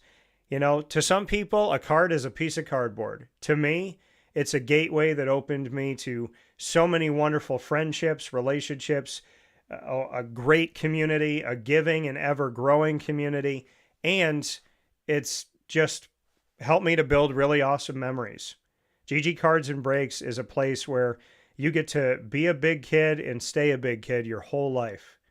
And places like that, you can never overlook them. They're open Tuesday through Saturday from 10 to 6, Sundays from 10 to 5, and of course on 639 Delmar Place in Syracuse, New York. We'll see you there right off of Teal Ave. Big time shout out to where I was yesterday with Lily. Lily did such an amazing job. She got her hair cut, her nails done, had a little spa day. My little dog, my daughter, and she loves Chick-fil-A. So she went over to Chick-fil-A in DeWitt, got a pup cup, and got what she loves, probably, arguably her favorite snack of all, which is some Chick-fil-A fries. So she got some Chick-fil-A fries yesterday and enjoyed some time with Dad as we broke bread at Chick-fil-A in DeWitt on the corner of Bridge Street and Erie Boulevard. Head over there with the ones you love today, and we look forward to seeing you on the corner of Bridge Street and Erie Boulevard. You can't miss this Chick-fil-A, the biggest one that I know. Massive brick building, double drive-through. Eat inside, order on the app, or drive through and grab what you need as you are in the hustle and bustle of life. We look forward to seeing you over at Chick-fil-A DeWitt today. With that being said, here on Wake Up Call with Dan Tortora, we thank you for being here. A little wardrobe change, but I hope you have a wonderful day. Thanks for being with us up and down the East Coast, Midwest, the West Coast, and all around the globe on YouTube.com and Facebook.com, both /WakeUpCallDT, and on WakeUpCallDT.podbean.com. And of course, many thanks to Amazon Music, Audible, iHeartRadio, iTunes, and Apple Podcasts, Player FM, Podbean, Podchaser.com, Podvine, Spotify, TuneIn, and YouTube, as well as more. All you got to do is search Wake Up Call with Dan Tortora on any one of these outlets, or one word, Wake Up Call DT, and we'll see you there. And a big time thanks to Great Lakes Honda City, as well as Carvel DeWitt, the Wildcat Sports Pub, GG Cards and Breaks, Myers Creek, Bryan's Landing, Game Point Sports Complex, Mother's Cupboard, Ma and Pa's, the snack capital of the world, K-9 Kamp Dog Daycare, Chick-fil-A in DeWitt, Pizza Man, K-9 Campground Dog Boarding, Chick-fil-A Cicero, Avicoli's, and for the last time here on the show, we can say that we are the exclusive multimedia marketing partner of yours.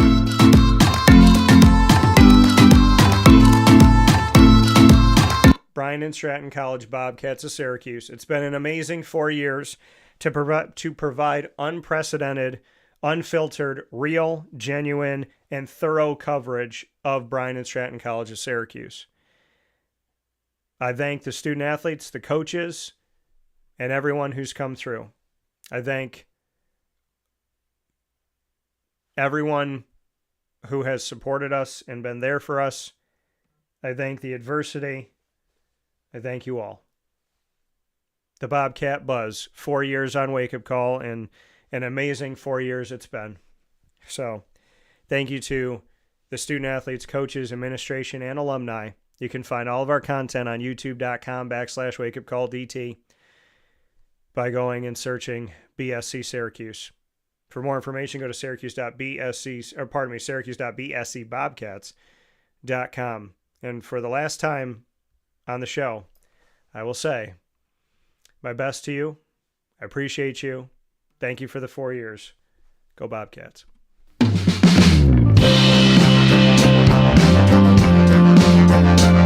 Big time shout out to our exclusive multimedia marketing partnership with the Binghamton University Bearcats. Loving the Bearcats and all that they bring to the table. We've had an opportunity to tell their stories in a unique, fun, and consistent way every Tuesday during Bearcat time on Wake Up Call with Dan Tortora. You will find the Bearcats here with us, student athletes, coaches, administration, and alumni.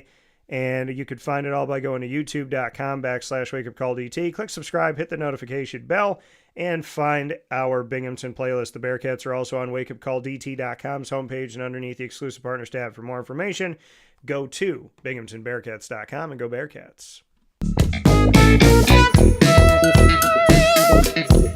The Onondaga Community College Lasers are exclusive multimedia marketing partners with Wake Up Call with Dan Tortora. Find your lasers every other Wednesday on Wake Up Call. And of course, you can find it all by going to youtube.com/wakeupcalldt. Click subscribe, hit the notification bell, and find our OCC playlist. For more information, go to onondagalasers.com.